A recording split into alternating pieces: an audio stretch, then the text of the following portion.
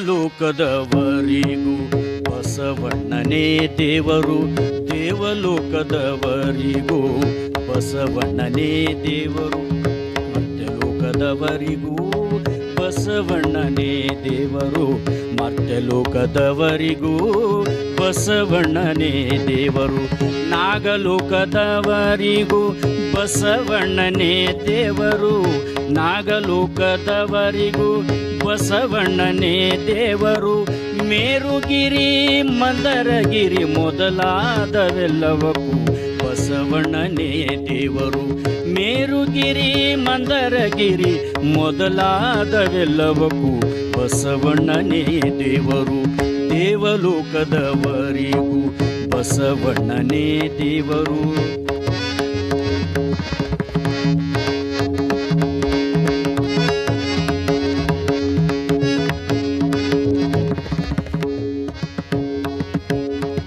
ಚನ್ನಮಲ್ಲಿಕಾರ್ಜುನಯ್ಯ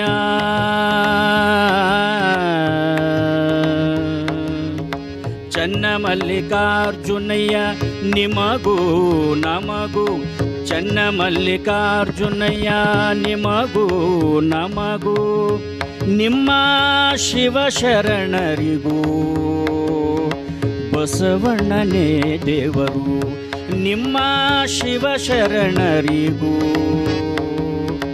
ಬಸವಣ್ಣನೇ ದೇವರು, ದೇವಲೋಕದವರಿಗೂ ಬಸವಣ್ಣನೇ ದೇವರು, ದೇವಲೋಕದವರಿಗೂ ಬಸವಣ್ಣನೇ ದೇವರು, ಮರ್ತ್ಯಲೋಕದವರಿಗೂ ಬಸವಣ್ಣನೇ ದೇವರು, ಮರ್ತ್ಯಲೋಕದವರಿಗೂ ಬಸವಣ್ಣನೇ ದೇವರು, ದೇವಲೋಕದವರಿಗೂ ಬಸವಣ್ಣನೇ ದೇವರು, ದೇವಲೋಕದವರಿಗೂ, ದೇವಲೋಕದವರಿಗೂ, ದೇವಲೋಕದವರಿಗೂ ಬಸವಣ್ಣನೇ ದೇವರು.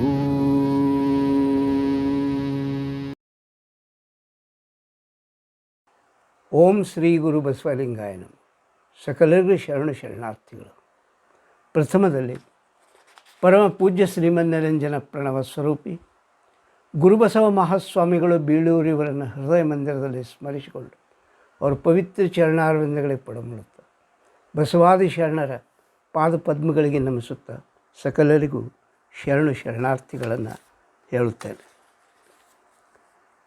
ಬಸವ ಸಮಿತಿ ಬೆಂಗಳೂರು, ಕಲಬುರಗಿ ಮತ್ತು ಧಾರವಾಡಗಳಲ್ಲಿ ಅತ್ಯಂತ ಯಶಸ್ವಿ ಕಾರ್ಯಕ್ರಮಗಳನ್ನು ರೂಪಿಸುತ್ತಾ ಬಸವ ವಿಚಾರಧಾರೆಗಳನ್ನು ವಿಶ್ವಮಟ್ಟದಲ್ಲಿ ಕೊಂಡೊಯ್ಯಲು ಶ್ರಮಿಸುತ್ತಿರುವಂಥ ಸನ್ಮಾನ್ಯ ಶ್ರೀ ಅರವಿಂದ ಜತ್ತಿ ಅಣ್ಣ ಅವರಿಗೆ ಅತ್ಯಂತ ಹಿರಿಯ ಸ್ಥಾನದಲ್ಲಿ ನಿಂತು ನಿರಂತರವಾಗಿ ಕಾರ್ಯಕ್ರಮಗಳು ಯಶಸ್ವಿಯಾಗಿ ನಡೆಯುವಂತೆ ನೋಡಿಕೊಳ್ಳುತ್ತಿರುವ ಡಾಕ್ಟರ್ ವಿಲಾಸವತಿ ಖುಬಾ ತಾಯಿಯವರಿಗೆ, ಡಾಕ್ಟರ್ ಬಿ ಡಿ ಜತ್ತಿ ವಚನ ಸಂಶೋಧನಾ ಕೇಂದ್ರದ ನಿರ್ದೇಶಕರಾಗಿ ಶರಣ ಸೇವೆಗೆ ತಮ್ಮನ್ನು ಸರ್ವತ್ರ ಸಮರ್ಪಿಸಿಕೊಂಡಿರುವ ಡಾಕ್ಟರ್ ವೀರಣ್ಣ ಹಾಗೂ ಡಾಕ್ಟರ್ ಜಯಶ್ರೀ ದಂಡೆಯವರಿಗೆ ಹಾಗೂ ಅವರ ಕಾರ್ಯಗಳನ್ನು ಸುಲಭಗೊಳಿಸಲು ಶ್ರಮಿಸುತ್ತಿರುವ ಸರ್ವ ಸಂಘಟಕರಿಗೆ, ಇಂದಿನ ಈ ಕಾರ್ಯಕ್ರಮವನ್ನು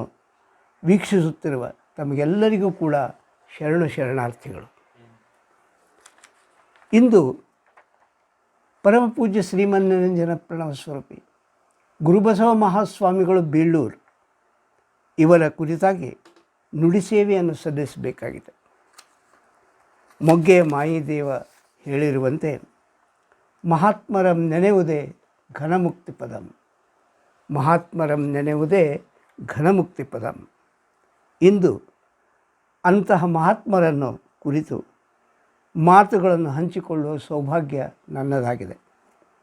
ಇದೊಂದು ಪುಣ್ಯ ವಿಶೇಷವೇ ಸರಿ. ಶ್ರೀ ಬೀಳೂರಜ್ಜನವರ ಕುರಿತಾದ ಚರಿತ್ರೆ ಬಹಳ ರೋಚಕವಾದಂಥ ಒಂದು ಚರಿತ್ರೆ ಅದು. ಅವರು ನಡೆದೊಂದು ಪವಾಡ, ನುಡಿದೊಂದು ಪವಾಡ, ಪ್ರತಿ ಹೆಜ್ಜೆ ಪವಾಡ. ಪವಾಡ ಪುರುಷರಾಗಿ ಮೆರೆದು ಈ ಜಗದ ಜನರ ಅನೇಕ ಜಂಜಡಗಳನ್ನು, ಸಂಕಷ್ಟಗಳನ್ನು ದೂರಪಡಿಸಿದ ಪರಮಶಕ್ತಿಯವರು. ಕಲಬುರಗಿ ಜಿಲ್ಲೆಯ ಶಿವಪ್ಪಯ್ಯನ ಹಂಗರಗಿ ಅನ್ನುವಂಥ ಗ್ರಾಮದಲ್ಲಿ ಶಿವನಗೌಡ ಮತ್ತು ಚೆನ್ನವ್ವ ಎಂಬ ದಂಪತಿಗಳಿದ್ದರು. ಬಹಳ ವರ್ಷಗಳಿಂದ ಅವರಿಗೆ ಸಂತಾನ ಪ್ರಾಪ್ತಿ ಆಗಲೇ ಇಲ್ಲ.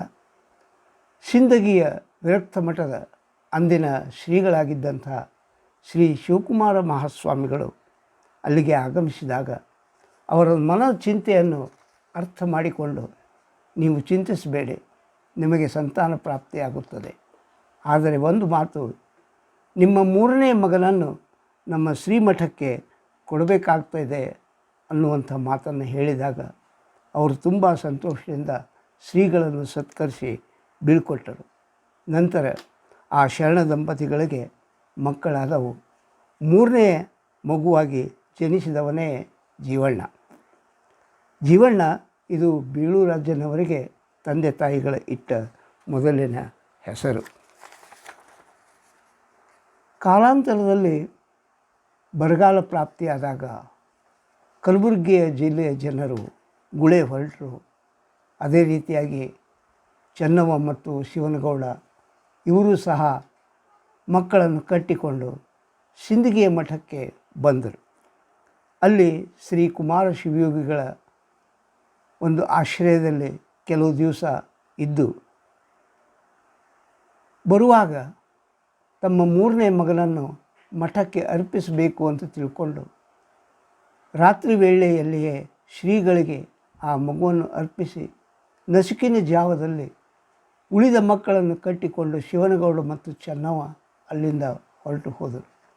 ಬೆಳಗಾಗುತ್ತಲೇ ಆ ಮಗು 6-7 ವರ್ಷದ ಮಗು ಎದ್ದು ನೋಡುತ್ತಾನೆ, ತಂದೆ ತಾಯಿಗಳು ಇರಲಿಲ್ಲ. ಆರ್ತನಾದ ಗೈದು ಅಳತೊಡಗಿದ. ಆಗ ಆ ಶಿವಕುಮಾರ ಸ್ವಾಮಿಗಳು ಆತನನ್ನು ಸಂತೈಸಿದರು. ಸಿಂದಗಿಯ ಮಠದ ಹತ್ತಿರವೇ ಪಟ್ಟಣಶೆಟ್ಟಿ ಅನ್ನುವಂಥ ಶ್ರೀಮಂತರ ಒಂದು ಮನೆತನ ಇದೆ. ಆಗರ್ಭ ಶ್ರೀಮಂತರಷ್ಟೇ ಅಲ್ಲ, ಏಕತ್ರ ಕುಟುಂಬದ. ಆ ಸಂದರ್ಭದಲ್ಲಿ ಅವರು ಮಠದ ಪರಮ ಭಕ್ತರಾಗಿದ್ದು ಅವರು ಅಲ್ಲಿಗೆ ಬಂದು ಆ ಮಗುವನ್ನು ನೋಡಿ, ನೀವೇನೂ ಕಾಳಜಿ ಮಾಡಬೇಡ್ರಿ, ನಮ್ಮ ಹುಡುಗರ ಒಳಗೆ ಇವನು ಒಂದಾಗಿ ಬದುಕ್ತಾನ ಅಂತ ತಿಳ್ಕೊಂಡು ಅಂದಿನ ಹಿರಿಯರಾಗಿದ್ದಂಥ ಮಲ್ಲಿಕಾರ್ಜಪ್ಪ, ಸಂಗಪ್ಪ, ಸಂಗನಬಸಪ್ಪ, ಗುರ್ಲಿಂಗಪ್ಪ ಮುಂತಾದ ಏನು ಆ ಮನೆತನದ ಆಗಿನ ಹಿರಿಯರಿದ್ದು ಅವರೆಲ್ಲರೂ ಆ ಮಗುವನ್ನು ತಗೊಂಡು ತಮ್ಮ ಏನು ಒಂದು 10-20 ಹುಡುಗರು ಮನೆಯೊಳಗೆ ಇದ್ದು ಅವ್ರ ಜೋಡಿನ ಆ ಹುಡುಗನ್ನ ಉಣಿಸಿ ಜೀವಣ್ಣ ಅವ್ರ ಮನೆಯೊಳಗೆ ಉಂಡುಟ್ಟು ಬೆಳೆಯತೊಡಗಿದ. ಹೀಗೆ ಬೆಳೆಯುತ್ತಾ ಬೆಳೆಯುತ್ತಾ ಸುಮಾರು 10-14 ವರ್ಷದವನಾದಾಗ ಜೀವಣ್ಣನಿಗೆ ಹೊಲದೊಳಗೆ ಕೆಲಸ ಮಾಡೋದಂದ್ರೆ ಎಲ್ಲಿಲ್ಲದ ಹಿಗ್ಗಿತ್ತು. ಅದರೊಳಗೂ ತೋಟದೊಳಗೆ ಕೆಲಸ ಮಾಡೋದು, ಮಟ್ಟಿ ಹೊಡೆಯೋದು ಮತ್ತು ಮಡಿಗೆ ನೀರು ಹಾಸೋದು, ಇಂಥವೆಲ್ಲ ಕೆಲಸ ಅಂತಂದರೆ ಬಹಳ ಹಿಗ್ಗು. ಹೀಗಾಗಿ ಅವರ ಹೊಲದೊಳಗೆ ಅವ್ರ ತೋಟದೊಳಗೆ ಕೆಲಸ ಮಾಡುತ್ತಾ ಶ್ರಮ ಕೆಲಸ ಮಾಡ್ತಾ ಆತ ಹೊತ್ತುಗಳೆಯತೊಡಗಿದ. ಅವರ ಮನೆಯಲ್ಲಿಯೇ ಉಂಡುಟ್ಟು ಬೆಳೆಯತೊಡಗಿದ. ಹೀಗಿರುವಾಗ ಒಂದು ದಿವಸ ತೋಟದಲ್ಲಿ ಕೆಲಸ ಮಾಡಿ ದಣಿವಾಗಿ ಮಲ್ಕೊಂಡಿರುವಂಥ ಸಂದರ್ಭದಲ್ಲಿ ಮಧ್ಯಾಹ್ನದ ಹೊತ್ತು ಅಲ್ಲಿಗೆ ಘನಮಠದ ನಾಗಭೂಷಣ ಶಿವಯೋಗಿಗಳು ಆಗಮಿಸಿದರು. ಮಹಾತ್ಮರು, ಜ್ಞಾನಿಗಳು, ಪರಮ ವೈರಾಗ್ಯ ಮೂರ್ತಿಗಳು ಆಗಿದ್ದಂಥ ಅವರು ಬಂದು ನೋಡ್ತಾರೆ. ಆ ಹುಡುಗ ಬ್ಯಾಸತ್ತು ಕಾಲು ಮೇಲೆ ಮಾಡಿ ಮಲಗಿಕೊಂಡಿರುವಾಗ ಅವನ ಪಾದದಲ್ಲಿ ಪದ್ಮ ಇರುವುದನ್ನು ಅವರು ಗುರುತಿಸಿದರು. ನೋಡ್ತಾರೆ, ಪಾದದಲ್ಲಿ ಪದ್ಮವಿದೆ. ಈತ ಮುಂದೆ ಬಹುದೊಡ್ಡ ವ್ಯಕ್ತಿ ಆಗ್ತಾನೆ ಅಂತನ್ನುವಂಥ ವಿಚಾರವನ್ನು ಮನದಲ್ಲಿ ಮಾಡಿಕೊಂಡು ಆತನನ್ನು ಜೀವಣ್ಣನನ್ನು ಎಬ್ಬಿಸಿದರು. ಯಾರಪ್ಪ ನೀನು, ಏನು ಮುಂತಾಗಿ ಕೇಳಲಾಗಿ ಸ್ವಾಮಿಗಳನ್ನು ಕಂಡಂಥ ಜೀವಣ್ಣ ಬಹುಭಕ್ತಿಯಿಂದ ಅವರಿಗೆ ಪೂಜೆಗೆ ಅನುಕೂಲ ಮಾಡಿಕೊಟ್ಟ. ಅದನ್ನು ಕಂಡು ಅವರು ಪ್ರಸನ್ನ ಚಿತ್ತರಾಗಿ ಕೂಡಿಸಿಕೊಂಡು ಅವನ ಹೆಸರು ಮುಂತಾದ ಎಲ್ಲ ವಿಚಾರವನ್ನು ತಿಳಿದುಕೊಂಡು, ನೀನು ಮುಂದೆ ಬಹುದೊಡ್ಡ ವ್ಯಕ್ತಿ ಆಗ್ತೀಪ್ಪ, ನೀನು ಈ ದಿಶೆಯಲ್ಲಿ ಪಶ್ಚಿಮ ದಿಶೆಯಲ್ಲಿ ನೀನು ಪ್ರಯಾಣ ಮಾಡು, ಎಲ್ಲಿ ನಿನಗೆ ಹೊತ್ತು ಮುಳುಗ್ತದೆ ಆ ಊರಲ್ಲಿ ಇದ್ದು ಬಿಡು ನೀನು ಮುಂದೆ ನಿನಗೆ ಭವಿಷ್ಯ ಬಹಳ ಚೆನ್ನಾಗಿದೆ, ನೀನು ದೊಡ್ಡ ವ್ಯಕ್ತಿ ಆಗ್ತೀಯ ಅನ್ನುವಂಥ ಭವಿಷ್ಯವನ್ನು ನುಡಿದು ಅಲ್ಲಿಂದ ಬೀಳ್ಕೊಂಡ್ರು. ಅದರಂತೆ ಮರುದಿವಸ ಹಿರಿಯರ ಅಪ್ಪಣೆಯನ್ನು ಪಡೆದುಕೊಂಡು ಶ್ರೀ ಶಿವಕುಮಾರ ಶಿವಯೋಗಿಗಳ ಒಂದು ಆಶೀರ್ವಾದವನ್ನು ಪಡೆದುಕೊಂಡು ಜೀವಣ್ಣ 14-15 ವರ್ಷದ ಜೀವಣ್ಣ ಪಶ್ಚಿಮ ದಿಕ್ಕಿಗೆ, ಸಿಂದಗಿಯಿಂದ ಪಶ್ಚಿಮ ದಿಕ್ಕಿಗೆ ಪ್ರಯಾಣ ಬೆಳೆಸಿ ರಾತ್ರಿ ಆಗುವ ವೇಳೆಗೆ ಸಂಖ ಗ್ರಾಮ ಅಂತ ಏನಿದೆ ಆ ಸಂಖಕ್ಕೆ ಬಂದ. ಅಲ್ಲಿ ಕಲ್ಮಠದಲ್ಲಿ ಶಿವಯೋಗಿಗಳಿದ್ದರು, ಆವಿಗೆ ಶ್ರೀಗಳು ಅಂತ ತಿಳಿದು ಅವರಿಗೆ ಬಂದು ನಮಸ್ಕರಿಸಿ, ಹಿಂದಿನ ಸಮಯದಲ್ಲಿ ಯಾರಾದರೂ ಪರವೂರಿನಿಂದ ಬಂದರೆ ಮಠದಲ್ಲಿ ಬಂದು ಆಶ್ರಯವನ್ನು ಪಡಿತಾ ಇದ್ದರು. ಆ ಪ್ರಕಾರ ಅಲ್ಲಿ ಆಶ್ರಯವನ್ನು ಪಡೆದ. ಆ ಮಠದಲ್ಲಿ ರಾಚಯ್ಯ ಅಂತ ತಿಳ್ಕೊಂಡು ಒಬ್ಬ ಹುಡುಗಿದ್ದ, ಇವನ ಊರಿಗೆ ಹುಡುಗನಾಗಿದ್ದ. ಈಗ ಜೀವಣ್ಣ ಮತ್ತು ರಾಚಯ್ಯ ಇಬ್ಬರು ಪರಮ ಸ್ನೇಹಿತರಾಗಿ ಆ ಸಂಘದಲ್ಲಿಯೇ ಜೀವಣ್ಣನ ಭವಿಷ್ಯ ರೂಪುಗೊಳ್ಳಲು ಪ್ರಾರಂಭವಾಯಿತು.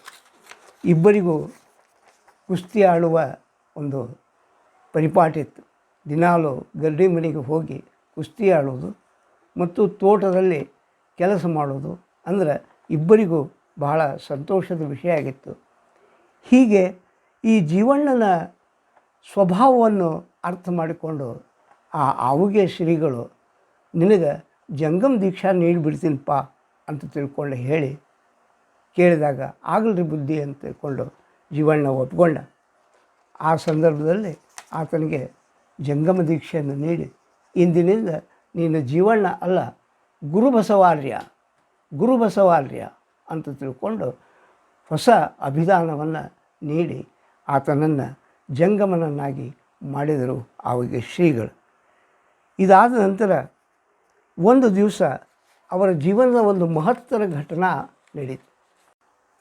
ಹಿಂಗೆ ರಾಚಯ್ಯ ಮತ್ತು ಗುರುಬಸವಾರ್ಯ ಅಗದಿ ಸ್ನೇಹ ಭಾವದಿಂದ ಇದ್ದುಕೊಂಡು ದಿನಾಲು ಕುಸ್ತಿ ಆಡುವುದು ಮತ್ತು ಹೊಲಮನೆ ಕೆಲಸ ಮಾಡೋದು ಹೀಗೆಲ್ಲ ಇರೋ ಸಂದರ್ಭದೊಳಗೆ ಒಂದು ದಿವಸ ಇಂಥ ಒಂದು ಘಟನೆ ಜರುತ್ತಲ್ಲ, ಅದು ಅವ್ರ ಜೀವನದೊಳಗೆ ಬಹಳ ಮಹತ್ತರ ತಿರುವನ್ನು ಕೊಟ್ಟಂಥ ಘಟನೆ.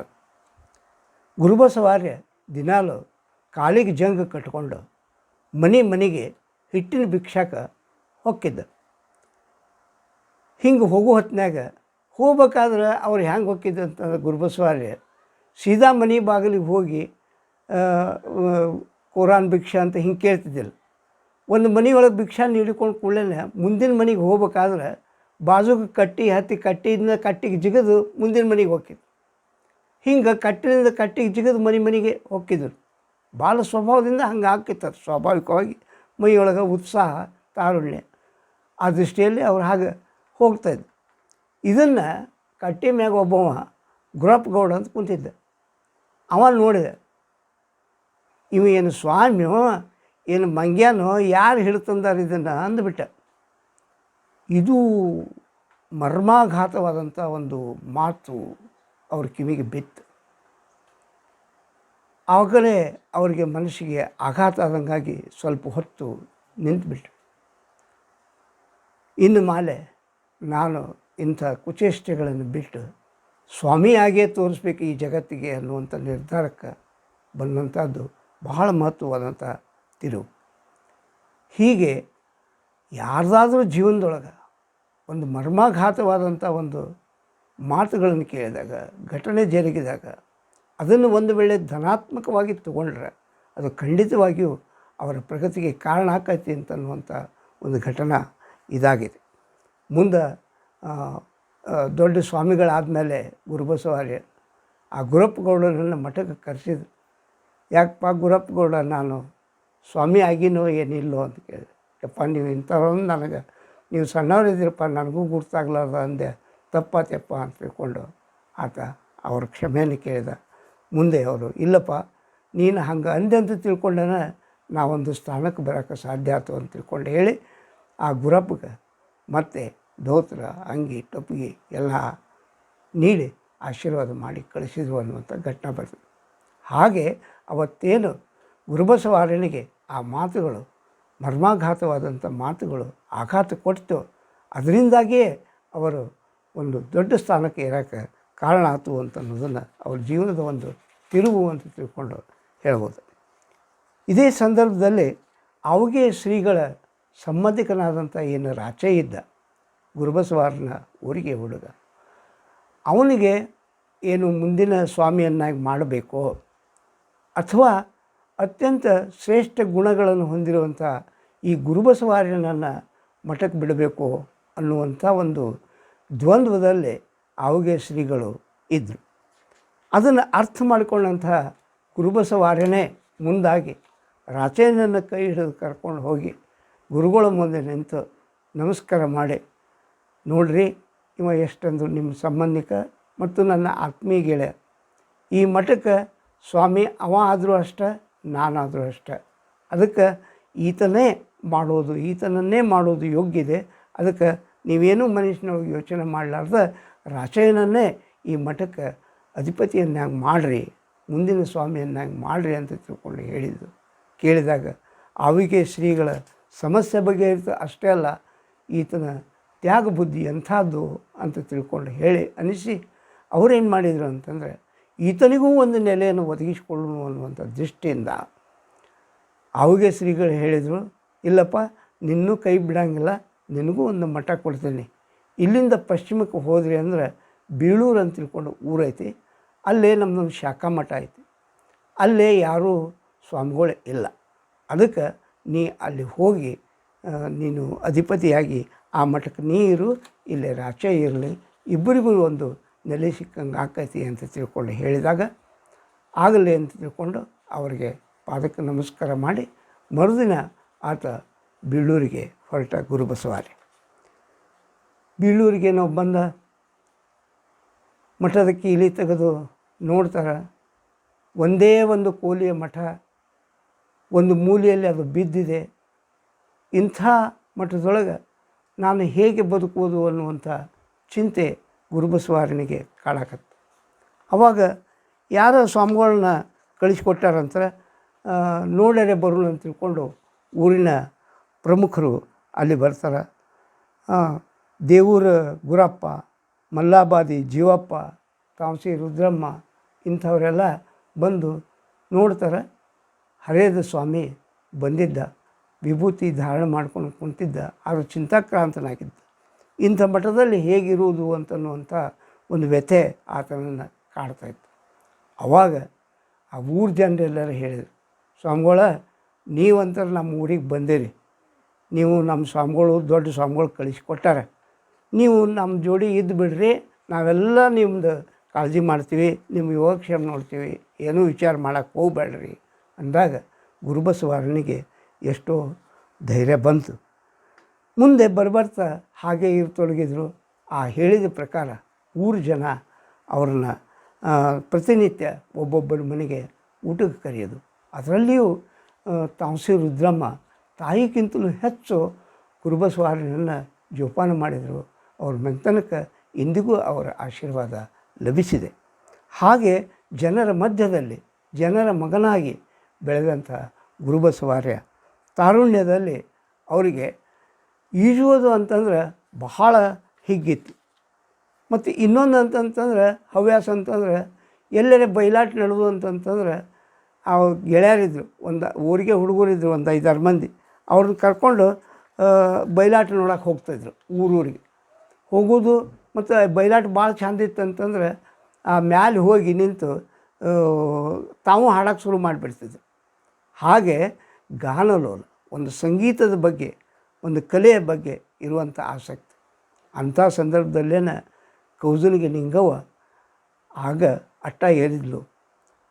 ಬಹಳ ದೊಡ್ಡ ಕಲಾವಿದೆ ಆಕೆ. ಆಕೆ ಇಲ್ದನೇ ಪಾರಿಜಾತದ ಇತಿಹಾಸ ಮುಗಿಯುವುದನೇ ಇಲ್ಲ. ಅಂಥ ಅದೇ ಬಂದಂಥ ಕೌಜಲಿಗೆ ನಿಂಗವ್ಗೆ ಆವಾಗಲೇ ಅವರ ಆಶೀರ್ವಾದ ಮಾಡಿದರು. ಇಲ್ಲವ ನೀನು ಬಹಳ ದೊಡ್ಡ ಕಲಾವಿದೆ ಅದಿದೆ, ಮುಂದೆ ನೀನು ಕೀರ್ತಿವಂತ ಆಗಿ ಬಾಳು ಅಂತ ತಿಳ್ಕೊಂಡು ಆಶೀರ್ವಾದ ಮಾಡ್ತೀನಿ ಕಾಣ್ತೀನಿ. ಹೀಗೆ ಗುರುಬಸವಾರ್ಯ ತಾರುಣ್ಯದಲ್ಲಿಯೇ ತನ್ನ ಒಂದು ಪ್ರಭಾವದಿಂದ ಬೆಳೀತಾ ಬೆಳೀತಾ ಗೆಳೆಯರ ಜೊತೆಗೆ ಆಟ ಆಡ್ತಾ ಮತ್ತು ಎಲ್ಲೇ ಹೊಲಮನೆಯಲ್ಲಿ ಕೆಲಸಗಳು ನಿಂದಿರ್ತಾವೆ ಅಂತಲ್ಲಿ ಹೋಗಿ ಅವ್ರ ಮನೆತನಕ್ಕೆ ಆಧಾರ ಆಗಿ ನಿಂತು ಅನೇಕ ಜನರಿಗೆ ಸಹಾಯ ಮಾಡಿ ಆ ಮನೆತನಗಳು ಉದ್ಧಾರ ಆಗುವಂಗೆ ಅವರು ಹೊಲಮನೆ ಕೆಲಸ ಮಾಡಿದರು ಅನ್ನೋದನ್ನು ಕಾಣ್ತೀವಿ. ಹಿರಿಯರು ಇಲ್ಲದೆ ಬರೀ ಮಕ್ಕಳು ಇದ್ದಾಗ, ಹಿರಿಯರು ತೀರಿ ಹೋದಾಗ ಅಂತಲ್ಲೇ ಹೋಗಿ ಹಿರಿಯನಾಗಿ ನಿಂತು ಎಲ್ಲ ಒಕ್ಕಲ್ತನದ ಇದನ್ನು ಮುಗಿಸಿ ಮತ್ತೆ ಅವರು ಹುಡುಗರು ದೊಡ್ಡವರು ಆದಮೇಲೆ ಅವರಿಗೆಲ್ಲ ಅಧಿಕಾರ ಕೊಟ್ಟು ಬಂದಂಥ ಉದಾಹರಣೆಗಳದಾವೆ. ಎಲ್ಲೆಲ್ಲೇ ಅವರು ಕೆಲಸ ಮಾಡ್ಯಾರ ಆ ಮನೆತನಗಳೆಲ್ಲ ಉದ್ಧಾರ ಆಗ್ಯಾವ ಅಂತ ಅನ್ನೋದನ್ನು ಇವತ್ತು ನಾವು ಕಾಣ್ತೀವಿ. ತರುಣ ಗುರುಬಸವಾರ್ಯರಿಗೆ ಇನ್ನೊಂದು ಹವ್ಯಾಸ ಇತ್ತು.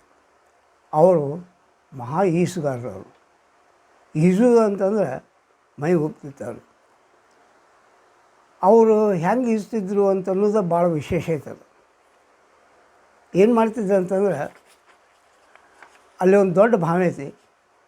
ಆ ಬಾವಿ 4 ಮೂಲ್ಯಾಗ ಒಂದೊಂದು ಮಾವಿನ ಹಣ್ಣು ಇಡೋದು, ಅವತ್ರ ಮೇಲೆ ಚರ್ಗಿ ಡಬ್ಬ ಹಾಕೋದು, ಆಮೇಲೆ ಮ್ಯಾಗಿನಿಂದ ಜಿಗಿದು ಮಲ್ಲೊಂದು ಮೂಲಿಗೆ ಹೋಗಿ ಆ ಚರ್ಗಿ ಹುಡುಕಾಡಿ ತೆಗೆದು ಅದರಲ್ಲಿ ಮಾವಿನ ಹಣ್ಣು ತಿಂದು ಗೊಟ್ಟ ಮ್ಯಾಗ ತೊಗೊಂಬರೋದು.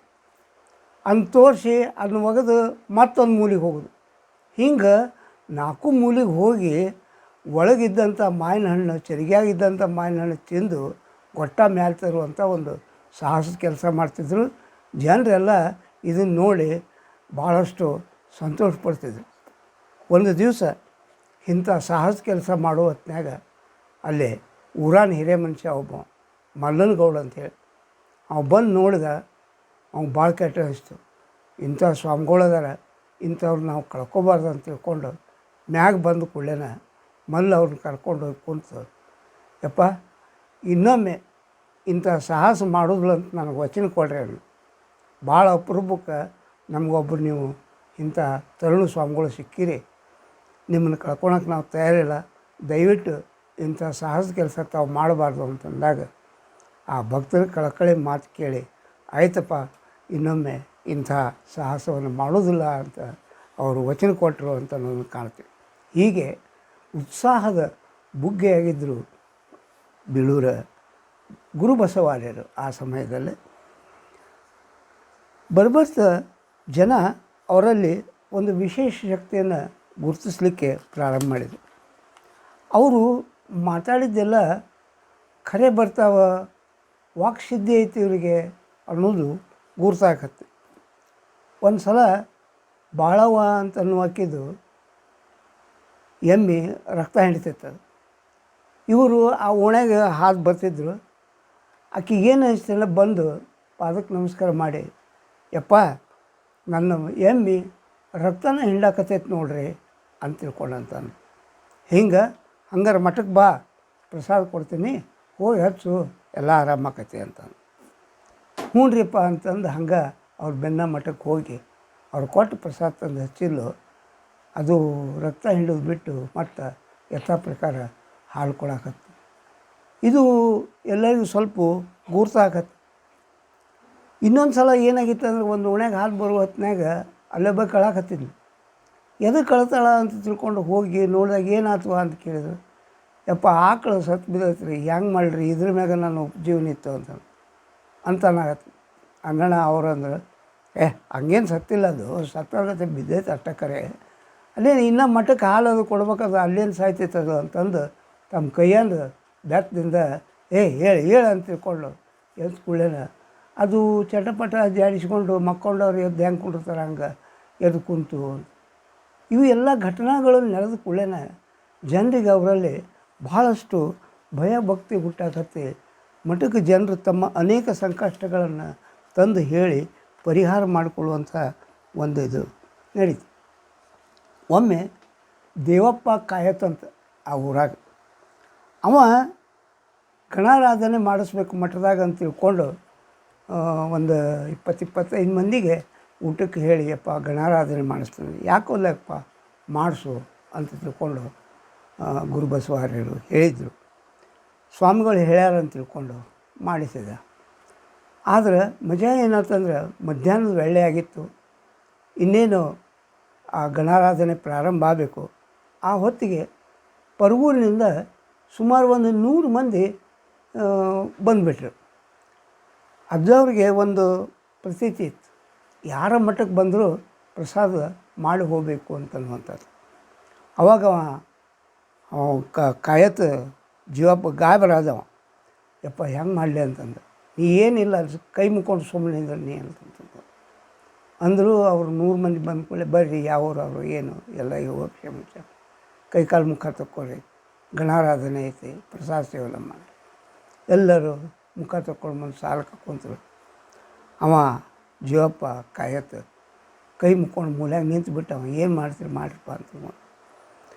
ಅವಾಗ ಅಜ್ಜವ್ರು ಸ್ವತಃ ತಾವ ಏನು ಮಾಡಿದ್ರು ಅಂತಂದ್ರೆ ಆ ಪ್ರಸಾದ ಬುಟ್ಟಿ ತೊಗೊಂಡು ಅಲ್ಲಿದ್ದಂಥ ಕಡುಬು ಅನ್ನ ಎಲ್ಲ ತಾವ ಬಡ್ಸೋಕೆ ಶುರು ಮಾಡಿದ್ರು. ಇಷ್ಟೂ ಮಂದಿ ಊಟ ಮಾಡಿ ಸಂತೃಪ್ತಾಗಿ ಮತ್ತು ಪ್ರಸಾದ ಉಳ್ದದ್ದು ನೋಡಿ ಅವಾಗ ಆಶ್ಚರ್ಯ ಅನಿಸ್ಬಿಡ್ತು.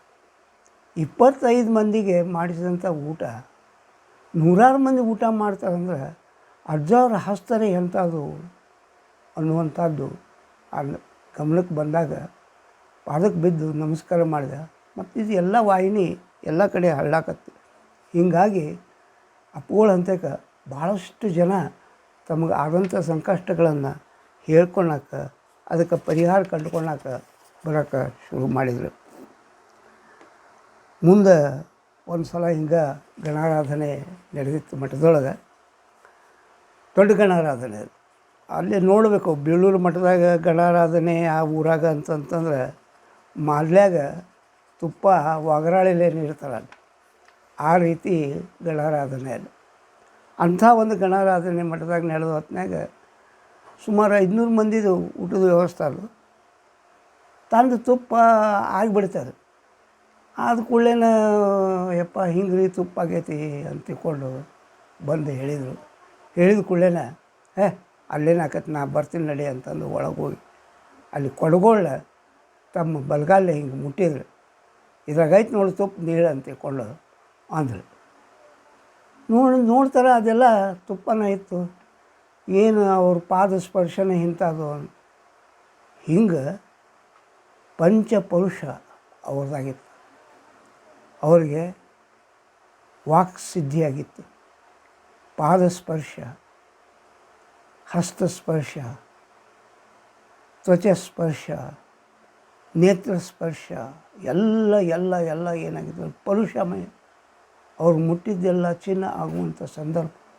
ಅಂಥ ಒಂದು ಸಿದ್ಧಿ ತಾನೇ ಅವರಿಗೆ ಸಾಧಿಸಿಬಿಟ್ಟೆ.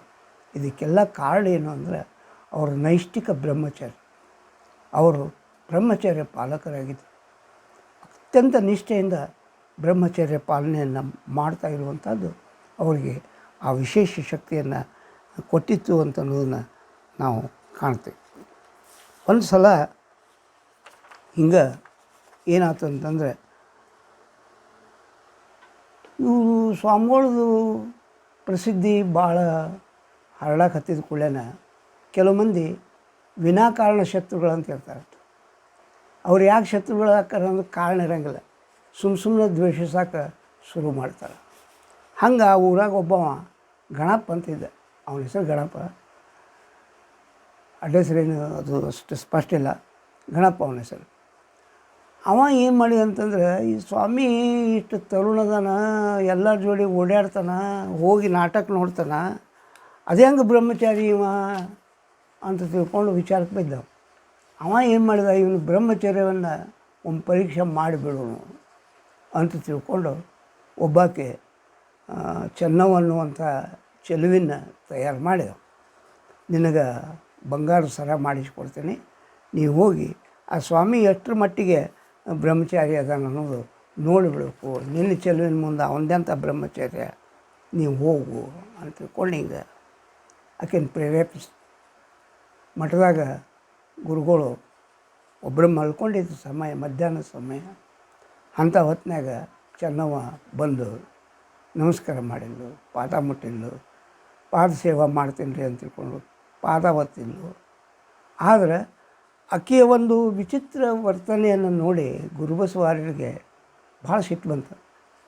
ಸಿಟ್ಟು ಬಂದರೂ ಸತಿಕ ಅವರು ಹೆಚ್ಚು ತಳ್ಕೊಂಡು ತಮ್ಮ ಪಾದ ಹಿಂದೆ ಸರಿಸ್ಕೊಂಡು ಎದ್ದು ನಿಂತು ಈ ಜಗತ್ತನ್ನು ಒಳ್ಳೆಯ ದೃಷ್ಟಿಯಿಂದ ನೋಡೋಕೆ ಹೊರತಾಗಿ ಕೆಟ್ಟ ದೃಷ್ಟಿಯಿಂದ ನೋಡಿದ್ರೆ ಕಣ್ಣು ಹೋದವು ಎಲ್ಲರ ಕಣ್ಣು ಕಳ್ಕೊಂಡು ಅಲ್ಲಿ ನನ್ನಂಥವ್ನು ಏನು ಪರೀಕ್ಷೆ ಮಾಡ್ತೀನಿ ನೀನು ಪಾಪ ನಿನ್ನ ತಪ್ಪಲ್ಲ ಅವ ಯಾವನ ಕಳಿಸ್ಯಾನ ನಿನ್ನ ಅವ ಯಾವಾರ ಯಾಕೆ ಕಳಿಸಿರೋನ್ಯಾಕ ಅವ ವಂಶ ನಿರ್ವಂಶ ಆಗಿ ಹೋಗ್ತತಿ ಮತ್ತು ನೀನು ಕಣ್ಣು ಕಳ್ಕೊತೀನಿ ನೋಡಿ ಹಿಂಗಾತಂದ್ರೆ ಅಂತಂದು ಹೋಗಿ ಇಲ್ಲಿಂದ ಮೊದಲು ಎದ್ದು ಬಿಡವ ಅಂದ್ಕೊಂಡಂದ ಕಳಿಸಿದ್ರು.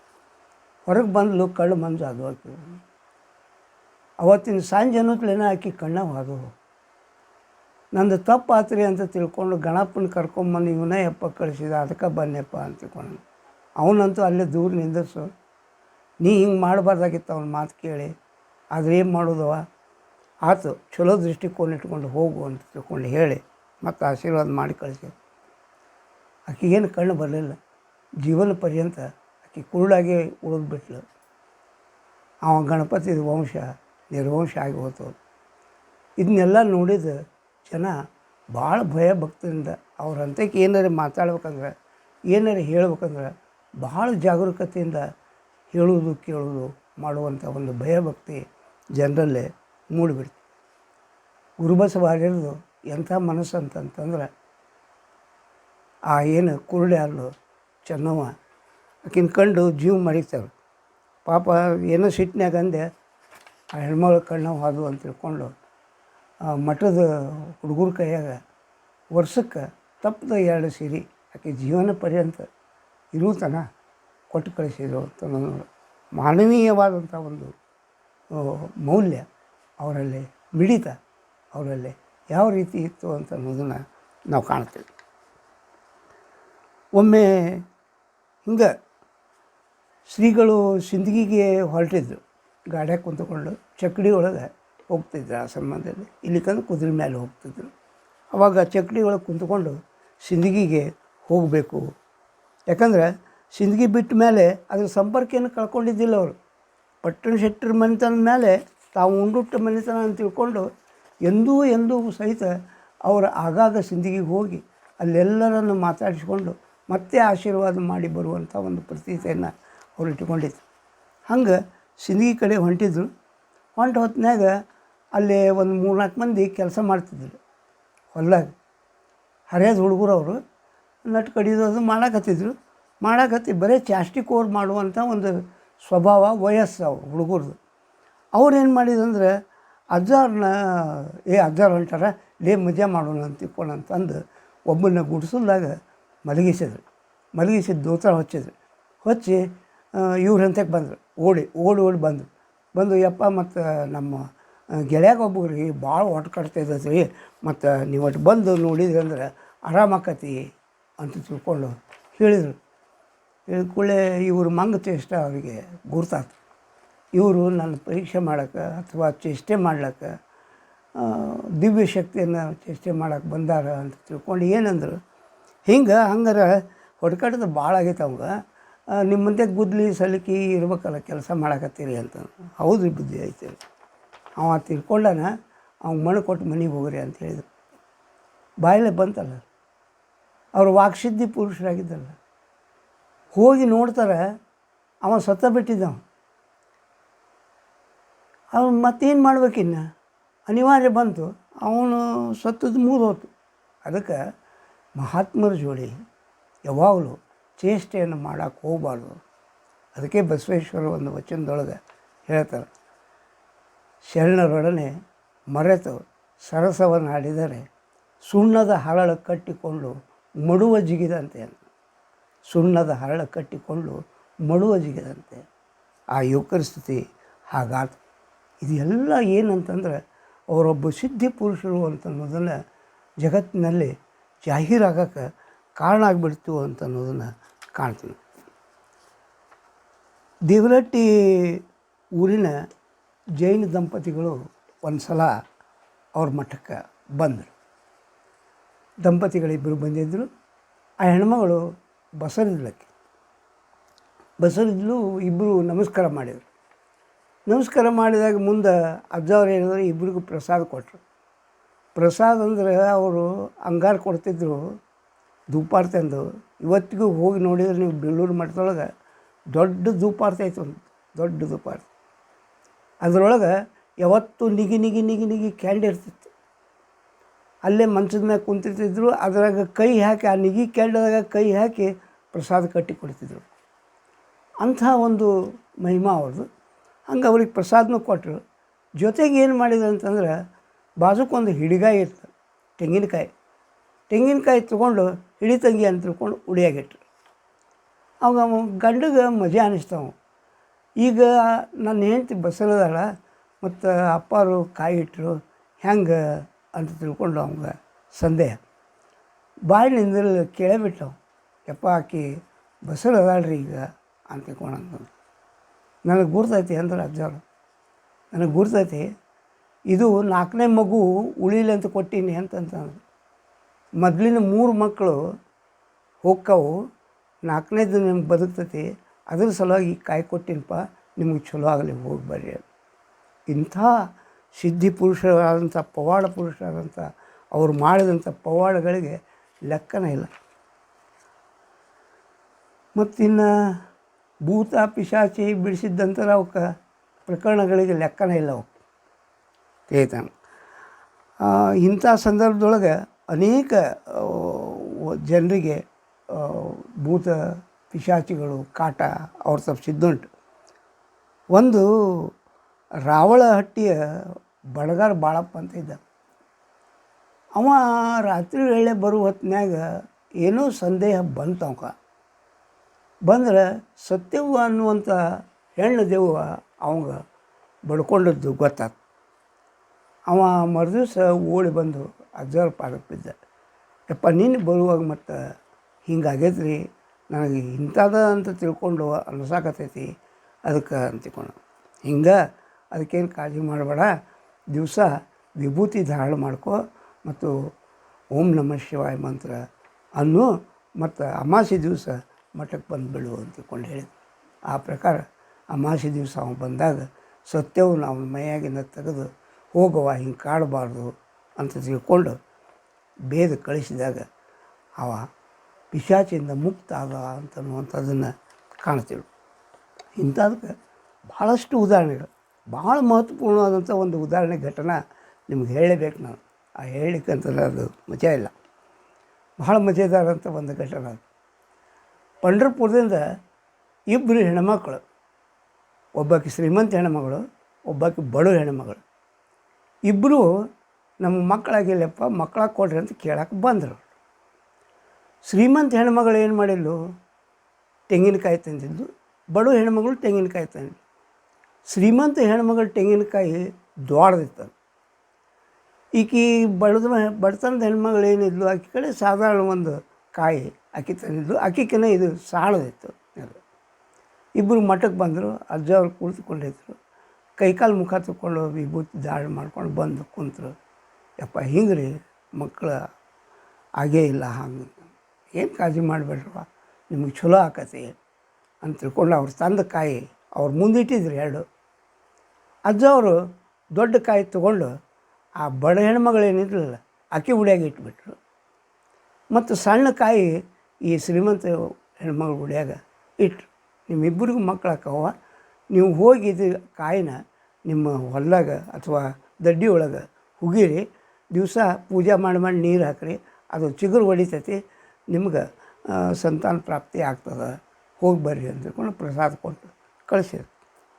ಮುಂದೆ ಆ ಹೆಣ್ಮಗಳ ತಲೆಯಾಗ ಬರೀ ಅದ, ಆ ಶ್ರೀಮಂತ ಹೆಣ್ಮಗಳು ಆಕೆಗೆ ತಲೆಯಾಗ ಏನಂತಂದ್ರೆ, ನಂದು ದೊಡ್ಡ ಕಾಯಿ ಇತ್ತು ಆಕೆಗೆ ಹೋತು, ಆಕೆ ಸಣ್ಣ ಕಾಯಿ ನನಗೆ ಬಂತು, ಹೆಂಗಾರ ಮಾಡಿ ನನ್ನ ದೊಡ್ಡ ಕಾಯಿನ ನಾನು ತಕ್ಕೋಬೇಕು. ದೊಡ್ಡ ಕಾಯಿ ಆಕೆಗೆ ಹೋತು, ಸಣ್ಣ ಕಾಯಿ ನನಗೆ ಬಂತು. ಇದನ್ನು ಬಿಟ್ಟರೆ ಬೇರೆ ವಿಚಾರನ ಉಳಿಲಿಲ್ಲ ಆ ಹೆಣ್ಮಗಳು. ಹೆಂಗಾರ ಮಾಡಿ ಯಾವಾಗ ತಕ್ಕೊಂಡೇನು ಅಂತ ಹಾದಿನೊಳಗತ್ತಿದ್ವಿ. ಊರು ಬಂತು ಪಂಢರಪುರ, ಚಂದ್ರಭಾಗ ನದಿಯೊಳಗೆ ಇಬ್ಬರು ಸ್ನಾನ ಮಾಡೋಣ, ಮನೆಗೆ ಹೋಗೋಣ ಹೆಂಗಿದ್ರು. ಇಲ್ಲ ನೀ ಸ್ನಾನ ಮಾಡಿ ಬಾ, ನಾ ಕುಂತಿರ್ತೀನಿ ಅಂತ ಅಂದಕ್ಕೆ. ಯಾರು ಶ್ರೀಮಂತ ಹೆಣ್ಮಗಳು ಕೂತ್ಲು. ಆಕೆ ಜಳಕಕ್ಕೆ ಹೋದ್ಲು. ಪಾಪ ಆಕೆ ಹಂಗಾರ ನಾನು ಕಾಯಿ ನೋಡ್ತಿಲ್ಲ, ನೀ ಇಲ್ಲೇ ಇಡ್ತೀನಿ ನಂದು ಅಂತಕೊಂಡು ಚೀಲದಾಗ ಇಟ್ಟಿದ್ಲು. ಅದ ಸಮಯ ಅಂತ ತಿಳ್ಕೊಂಡು ಆಕೆ ಏನು ಮಾಡಿಲ್ಲ ಅಂತಂದ್ರೆ, ಆಕೆ ಸಣ್ಣ ದೊಡ್ಡ ಕಾಯಿ ಇತ್ತಲ್ಲ ಅದನ್ನು ತೊಗೊಂಡು ತನ್ನ ಚೀಲದಾಗ ಹಾಕ್ಕೊಂಡು ತನ್ನ ಚೀಲದಾಗಿದ್ದು ಸಣ್ಣ ಕಾಯಿ ಆಕಿಗೆ ಹಾಕಿ ಕೊಟ್ಳು. ಆಕೆ ಏಕೂ ಭಾವದಿಂದ ತನ್ನ ಮನೆಗೆ ಹೋದ್ಲು, ಈಕಿನೂ ತನ್ನ ಮನೆಗೆ ಹೋದ್ಲು. ಇಬ್ಬರು ದಡ್ಡ್ಯಾಗ ಹೋಗೋದ್ರು. ಈಗ ಹೆಂಗೆ ಚಿಗುರು ಹೊಡಿತೈತಿ ಹಂಗೆ ನಿಮ್ಗೆ ಸಂತಾನ ಪ್ರಾಪ್ತಿ ಆಕತ್ತಂತ ಅಜ್ಜಾರು ಹೇಳ್ಯಾರ. ಭಾಳ ಸಂತೋಷ ಅಂತ ತಿಳ್ಕೊಂಡು ಇದ್ರು. ಆ ಬಡತನ ಹೆಣ್ಮಗಳಿಗೆ ಆಕೆ ಕಾಯಿ ಚಿಗುರ್ತೀವಿ, ಆಕೆ ಬಸಳನೂ ಆದ್ಲು. ಆದರೆ ಈಗ ಕಾಯಿ ಚಿಗುರ್ಲೇ ಇಲ್ಲ, ಈಕೆ ಬಸಳನೂ ಆಗಲಿಲ್ಲ. ಇದು ಆಕೆಗೆ ಸಿಟ್ಟು ಬಂತು. ಆಕೆಗೆ ಅಪ್ಪಾರನ್ನ ಕೇಳೇ ಬಿಡ್ಬೇಕು, ಇದನ್ನು ಹಿಂಗೆ ಯಾಕೆ ಆತ ಅಂತ ಕೇಳ್ಬೇಕು ಅವ್ರನ್ನ ಅಂತ ವಿಚಾರಕ್ಕೆ ಬಡ ಮಠಕ್ಕೆ ಬಂದ್ಲು. ಮಠಕ್ಕೆ ಬಂದು ಅಜ್ಜವ್ರು ಕುಂತಿದ್ರು, ನಮಸ್ಕಾರ ಮಾಡಿದ್ರು. ಯಾಕೆ ಮನೆ ಬಂದಿದ್ದೆಲ್ಲ ಮತ್ತೆ ಯಾಕೆ ಬಂದೆ ಅಂತಂದು. ಅಲ್ರಿ ಅಪ್ಪಾರ, ಆ ದೊಡ್ಡ ಕಾಯಿ ಆಕೆಗೆ ಕೊಟ್ರಿ, ಸಣ್ಣ ಕಾಯಿ ನನಗೆ ಕೊಟ್ರಿ, ಇರಲಿ ಬಿಡು ಅಂತ ಸುಮ್ಮಾದೆ. ಮತ್ತು ಈಗ ಆಕೆ ಬಸರಾಗ್ಯಾಳ, ನಾ ಬಸರ ಆಗಿಲ್ಲ, ಆಕೆದು ಗಿಡ ಚಿಗುರೈತಿ, ನಾ ಚಿಗುತ್ತೇ ಇಲ್ಲ, ಹ್ಯಾಂಗಿದು ಅಂತ ಕೇಳಿಬಿಟ್ಲು. ಆಕೆ ಏನಿಲ್ಲ, ನೀ ಏನು ಅದನ್ನು ಅದು ಏನಾರು ಯಾಕಿರೋಲ್ಲಕ್ಕ, ನೀ ಏನು ಕಾಯಿ ಹುಗಿದಿದ್ದು ನೋಡು, ಅಲ್ಲಿ ಹೋಗಿ ತೆಗೆದು ನೋಡು ಅಂತಂತಂತಂದರು. ನಿನಗೂ ಕೊಟ್ಟಿದ್ದೆ ಫಲ ನಾನು, ನೀನು ಅದನ್ನ ಪರಕ್ ಮಾಡ್ಕೊಂಡಿದ್ದಿ, ಹೋಗಿ ನಿನಗೆ ಅಂತಕೊಂಡು ಹೇಳಿಬಿಟ್ರು. ಬಂದು ತೆಗೆದು ನೋಡಿದರೆ ಆ ಕಾಯಿ ಒಳಗೆ ಮಿಡಿನಾಗರಗಳಿದ್ದು ನೋಡ್ರಿ. ಅಂದರೆ ಮನಸ್ಸು ಯಾವಾಗಲೂ ನಿರ್ಮಲ ಇರಬೇಕು ಅಂತನ್ನುವಂಥದ್ದು ಆಕೆಗೆ ತಿಳಿಸಿಕೊಡುವ ಸಲುವಾಗಿ ಹೀಗಾಗಿತ್ತು. ಮನಸ್ಸು, ಹೊಯ್ದಾಡುವ ಮನಸ್ಸು, ಚಂಚಲ ಮನಸ್ಸು, ದ್ವೇಷದ ಮನಸ್ಸು, ವೈರದ ಮನಸ್ಸು ಇದ್ದರೆ ಯಾವ ದೇವರ ಫಲವು ಫಲಿಸುವುದಿಲ್ಲ ಅಂತನ್ನುವಂಥ ಉದಾಹರಣೆ ಆಕೆಗೆ ಆದಾಗ ಆಕೆ ಹೊಳ್ಳಿ ಬಂದು ನನಗೆ ತಪ್ಪಾಗೈತಪ್ಪ ಅಂತ ತಿಳ್ಕೊಂಡು ಹೇಳಿ ಮತ್ತೆ ಪ್ರಸಾದ ತೊಗೊಂಡು ಹೋದ್ಲು ಅನ್ನುವಂಥ ಘಟನೆ ನಾವು ಕಾಣ್ತೀವಿ. ಹಿಂಗೆ ಅನೇಕ ಪವಾಡ ಸದೃಶ ರೀತಿಯಲ್ಲಿ ಅವರ ಜೀವನ ಅಂತಂದ್ರೆ ತುಂಬ ಪವಾಡಗಳು. ಅವ್ರು ನಿಂತು ಒಂದು ಪವಾಡ, ಕುಂತರು ಒಂದು ಪವಾಡ, ಹಾಗೆ ಅವರು ಪವಾಡ ಸದೃಶ ಪವಾಡ ವ್ಯಕ್ತಿಗಳಾಗಿ, ಪವಾಡ ಪುರುಷರಾಗಿ ಅವರು ಬೆಳೆದರು ಅಂತ ಅನ್ನೋದನ್ನು ನಾವು ಕಾಣ್ತೀವಿ. ಇದೆಲ್ಲ ಬರೇ ಬೀಳೂರಲ್ಲ, ಇದು ಸುತ್ತು ಕಡೆ. ಯಾಕಂದ್ರೆ ಅವರು ಎಲ್ಲ ಕಡೆ ಸಂಚಾರ ಮಾಡ್ತಿದ್ರು. ಅವರು ಸ್ವಾಮಿಗಳನ್ನು ಮಠ ಹಿಡಿದು ಕುಂಡ್ರು ಸ್ವಾಮಿಗಳು ಆಗಿದ್ದಿಲ್ಲ, ಅವರು ಸಂಚಾರಿಗಳಾಗಿದ್ದರು ಅವರೆಲ್ಲ. ಆದ ಟೈಮ್ನಾಗ ಅವ್ರು ಬಾಂಬೆಗೆ ಹೋಗಿ ಬಂದಾರ, ಅವಾಗ ಶ್ರೀಶೈಲಕ್ಕೆ ಹೋಗಿ ಬಂದಾರ ಅವರು. ಮತ್ತು ಬಾಗಲಕೋಟೆಗಂತೂ ಭಾಳ ಸಲ ಬಂದಾರ ಅವರು. ಯಾಕಂದ್ರೆ ಬಾಗಲಕೋಟೆಗೆ ಒಂದು ಗುಗ್ವಾಡದವ್ರ ಮಂತನ ಐತೆ, ಅವರು ಪರಮ ಭಕ್ತರಾಗಿದ್ದರು. ಮತ್ತು ಬಿಜಾಪುರದಾಗೂ ಇದ್ದರು. ಹೀಗಾಗಿ ಎಲ್ಲ ಶೋಲಾಪುರ, ಬಿಜಾಪುರ, ಇವೆಲ್ಲ ಹುಬ್ಬಳ್ಳಿ, ಧಾರವಾಡ, ದಾವಣಗೆರೆ, ತಿಪ್ಟೂರು, ಬೆಂಗಳೂರು ಎಲ್ಲ ಅಡ್ಡಾಡಿರ ಟೈಮ್ನಾಗ ಅವರು. ಹಾಗೆ ಅವರು ಜಂಗಮನಾಗಿ, ಸಂಚಾರಿಗಳಾಗಿ ಸುಳಿತಿದ್ದರಿಂದ ಹೋದಲ್ಲೆಲ್ಲ ಅವರ ಪವಾಡ ಸದೃಶ ಘಟನೆಗಳೇನದಾವು ಜನರನ್ನು ಚಿಕಿತರನ್ನಾಗಿ ಮಾಡಿದ್ರು, ಭಯಭಕ್ತಿಯನ್ನು ಹುಟ್ಟಿಸಿ ಅವರಿಗೆ ಶರಣಾಕ್ಕಿದ್ರು ಅಂತ ಅನ್ನೋದು. ಅವ್ರದ್ದು ಬಹಳ ಭವ್ಯ ವ್ಯಕ್ತಿತ್ವ, ಅವರು ಅಜಾನುಬಾಹು ವ್ಯಕ್ತಿತ್ವ ಇತ್ತು. ಎಂದೂ ಕೂಡ ಅವರು ಕಾವಿಯನ್ನು ಧರಿಸಲೇ ಇಲ್ಲ. ಮತ್ತು ಆ ಸಂದರ್ಭದೊಳಗೆ ಸ್ವಾಮಿಗಳು ಕಾವಿ ಧರಿಸ್ಬೇಕಂತ ತಿಳ್ಕೊಂಡು ಏನು ಕಂಪಲ್ಸರಿ ಐತಿಲ್ಲ. ಕೆಲವೇ ಜನರು ಕಾವಿಯನ್ನು ಧರಿಸ್ತಾಯಿದ್ರು. ಅಜ್ಜ ಅವರು ಬಗಲಗಸಿ ಅಂಗಿ ಹಾಕೋತಿದ್ರು, ತಲೆ ಮೇಲೆ ರುಮಾಲ, ಜರತಾರಿ ರುಮಾಲು ಸುತ್ತಿದ್ರು, ಕೈಯೊಳಗೆ ಬೆತ್ತ, ಆಮೇಲೆ ಕಾಲೊಳಗೆ ಮಚ್ಚಿ ಹಾಕೋತಿದ್ರು. ಮತ್ತು ಮೊಣಕಾಲಿನಿಂದ ಸ್ವಲ್ಪ ತೆಳಗೆ ಧೋತ್ರ, ಕರ್ವತ್ ಕಾಟಿ ಧೋತ್ರ ಉಡ್ತಾಯಿದ್ರು. ಹೀಗೆ ಸಾಮಾನ್ಯವಾಗಿ ಒಬ್ಬ ಶ್ರೀಮಂತ ವ್ಯಕ್ತಿ, ರಾಜಯೋಗಿ ಅವರು, ಸಾಮಾನ್ಯವಾಗಿ ಒಬ್ಬ ಶ್ರೀಮಂತ ವ್ಯಕ್ತಿ ಹೆಂಗಿರ್ತಾನೆ ಹಂಗೆ ಇರ್ತಿದ್ರು. ಅವ್ರು ಬಂದ ಕೂಡಲೇ ಯಾರಿಗಾದರೂ ಕೂಡ ಭಯಭಕ್ತಿ, ಆ ವ್ಯಕ್ತಿತ್ವವನ್ನು ನೋಡಿದ ಕೂಡಲೇ ಪಾದಕ್ಕೆ ಎರಗಬೇಕು ಅನ್ನುವಂಥ ಒಂದು ದೃಷ್ಟಿಕೋನ ಎಲ್ಲರಲ್ಲಿ ಪ್ರಾಪ್ತ ಆಗ್ತದೆ. ಅಂಥ ಒಂದು ವ್ಯಕ್ತಿತ್ವ ಅವ್ರದ್ದಾಗಿತ್ತು ಅಂತ ಅನ್ನೋದನ್ನು ಕಾಣ್ತೀವಿ. ಅವರು ಎಂದೂ ಕಾವಿ ಹಾಕಲಿಲ್ಲ ಅಂತನೂ ಮಾತು ಹೇಳಿದೆ ನಿಮಗೆ. ಈ ಕಾವಿದು ಒಂದು ಘಟನೆ ಆಯಿತು. ಯಾವಾಗಲೂ ಇವರು ಅಥಣಿ ಮುರುಗೇಂದ್ರ ಶಿವಯೋಗಿಗಳ ಜೊತೆಗೇ ಇರ್ತಿದ್ರು.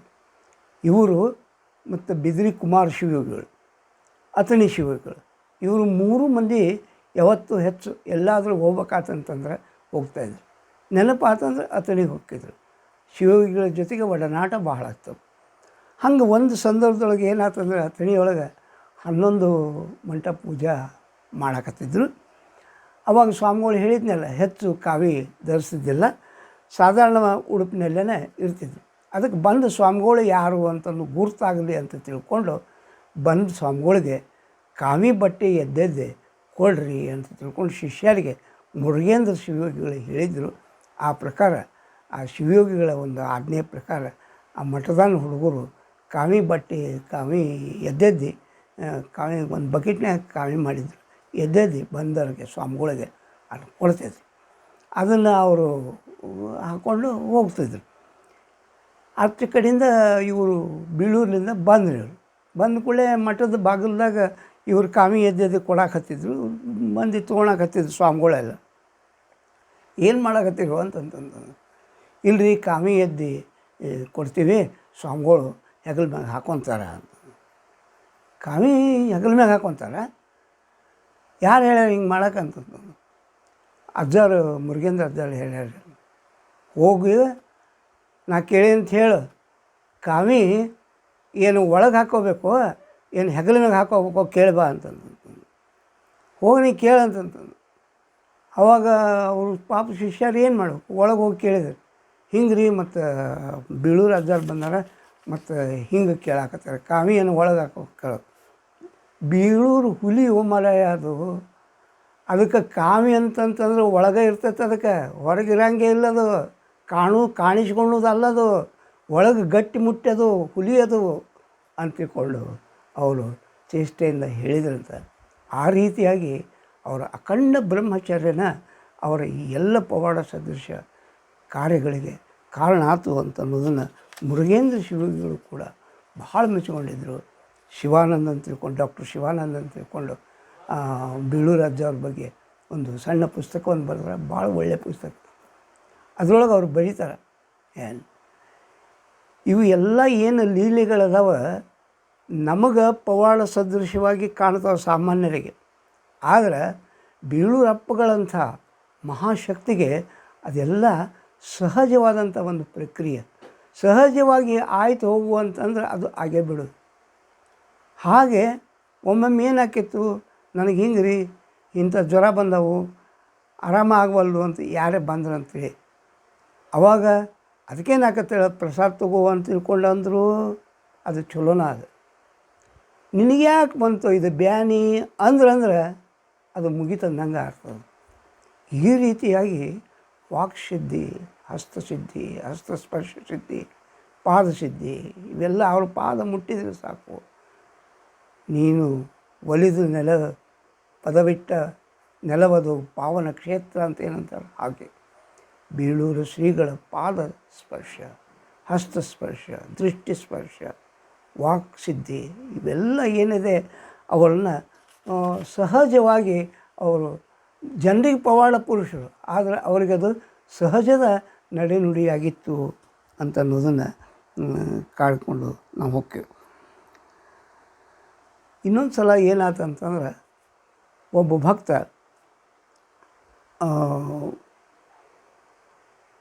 ಜಂಗಮರಿಗೆ ಮಾಡಬೇಕು ಅಂತ ತಿಳ್ಕೊಂಡು ಪರ್ವೂರಿನಿಂದ ಬಂದಿದ್ದ. ಅಲ್ಲೇ ಭೈರ ದೇವರ ಗುಡಿ ಅಂತ ಐತಿ. ಆ ಭೈರ ದೇವರಿಗೆ ಪೂಜಾ ಮಾಡಿಸಿ ಅಲ್ಲೇ ಜನರಿಗೆ ಊಟ ಮಾಡಿಸ್ಬೇಕು ಅನ್ನುವಂಥ ವಿಚಾರ ಒಂದು. ಅವ ಏನು ಮಾಡಿದ, ಇಲ್ಲಿ ಸ್ವಾಮಿಗಳು ಅದಾರ ಮತ್ತು ಅವರಿಗೂ ಭಿನ್ನಾಯಿ ಹೇಳಕ್ಕೆ ಹೋಗೋಣ ಅಂತ ತಿಳ್ಕೊಂಡು ಭಿನ್ನಾಯಿ ಹೇಳಕ್ಕಂತ ಬಂದ. ಮಠದೊಳಗೆ ಅಜ್ಜ ಅವರು ಮನುಷ್ಯನ ಮೇಲೆ ಕುಂತ್ಕೊಂಡಿದ್ರು. 4-5 ಜನ ಕುಂತಿದ್ರು. ಹೆಣ್ಮಕ್ಳು ಇಬ್ಬರು ಕಾಲು ಪಾದ ಒತ್ತಾಕತ್ತಿದ್ರಿ. ಪಾದ ಒತ್ತಾಕತ್ತಿದ್ದು ನೋಡಿ ಅವ ಏನು ಮಾಡ್ಕೊಂಡ, ಸಂದೇಹ ಮಾಡ್ಕೊಂಡ. ಹೆಣ್ಮಕ್ಳ ಕಡೆಯಿಂದ ಪಾದ ಒತ್ತಿಸ್ಕೊತಾರೆ, ಇವರಂಥ ಸ್ವಾಮಿಗಳು ಅಂತ ಮನುಷ್ಯನಾಗ ಅಂದ್ಕೊಂಡು ಭಿನ್ನ ಹೇಳಕ್ಕಂತ ಬಂದವ ಭಿನ್ನ ಹೇಳಲಾರ್ದ ಹೊರಟೋದ. ಹಿಂಗೆ ಭಿನ್ನ ಹೇಳಕ್ಕಂತ ಬಂದು ಈ ದೃಶ್ಯ ಕಂಡು ಹೆಣ್ಮಕ್ಳ ಪಾದ ಒತ್ತದು ಕಂಡು ಹೇಳಲಾರ್ದ ಏನೋ ಹೋದ. ಹೊಳ್ಳಿ ಬೈರದೇವ್ರ ಗುಡಿಗೆ ಬಂದು ಇನ್ನು ಜಳಕ ಇಳ್ಕ ಮಾಡಿ ಪೂಜಾ ಪುನಸ್ಕಾರ ಮಾಡಿಸಿ ಮುಂದಿನ ಕಾರ್ಯಕ್ರಮಕ್ಕೆ ಅಣಿ ಆಗ್ಬೇಕಂತ ತಿಳ್ಕೊಂಡು ಏನು ಮಾಡಿದ, ಆ ಬೈರದೇವ್ರ ಗುಡಿಯಾಗನ ಒಂದು ಸಣ್ಣದು ಬಾವಿ ಐತದ. ಅದು ಮಣ್ಣಲ್ಲಿ ಮುಚ್ಚಿದ, ಅದನ್ನ ನಾವು ನೋಡಿವಿ ಅದನ್ನ ಬಾವಿನ. ಆ ಬಾವ್ಯಾಗ ಜಳಕ ಮಾಡ್ಬೇಕಂತ ತಿಳ್ಕೊಂಡು ಇಳ್ದ. ಇಳಿದ ಕೂಡಲೇ ಏನಾಗೈತಿ, ಕೊಳ್ಳಾರ ಲಿಂಗ ಕಡ್ಯಾಕೆ ಬಿದ್ದು ಬಿಡೋದು ಬಾವ್ಯಾಗ. ಕಡ್ಯಾಕೆ ಬಿದ್ದ ಕೂಡಲೇನ ಲಿಂಗ ಇಲ್ಲದೆ ಹೆಂಗಿನ್ನ ಇದು ಮಾಡ್ತಾಳೆ, ಮ್ಯಾಗ ಹೆಂಗೆ ಬರ್ತಾರೆ, ಲಿಂಗ ತೊಗೊಂಡು ಬರ್ಬೇಕಂತ ಹೋದ ಕೂಡಲೇ ಒಂದು ಸರ್ಪ ಎದುರಿಗೆ ಬಂತು. ಮತ್ತೊಂದು ತೊಳೆ ಹೊತ್ತು ಹೋಗಿ ಮತ್ತೆ ನೋಡ್ತಾನೆ, ಮತ್ತೆ ಸರ್ಪ ಅಲ್ಲೇ ಕುಂತೈತಿ. ಹೀಗಾಗಿ ಅವ್ನ ಲಿಂಗ ತಕ್ಕೊಳ್ಳೋದನ್ನು ಆಗಲಿಲ್ಲ. ಮ್ಯಾಗ ಬಂದು ವಿಚಾರಕ್ಕೆ ಬಂದು ಹಿಂಗೆ ಯಾಕೆ ಆಯ್ತು, ಲಿಂಗ ಇಲ್ದನೆ ಹೆಂಗೆ ಮಾಡಲಿಲ್ಲ ಅಂತಂದು ವಿಚಾರಕ್ಕೆ ಬಿದ್ದು ಬಹುಶಃ ನಾನು ಮಠಕ್ಕೆ ಭಿನ್ನ ಹೇಳಕ್ಕೆ ಹೋಗಿದ್ದೆ, ಹೇಳಲಾರ್ದ ಹಂಗೆ ಬಂದೆ, ಅಲ್ಲೇ ಇದು ತಪ್ಪಾಯ್ತು ಅನ್ನುವಂಥದ್ದು ಮನುಷ್ಯನಾಗ ಅದು ಹೊಳ್ಯಾಕತ್ತದ.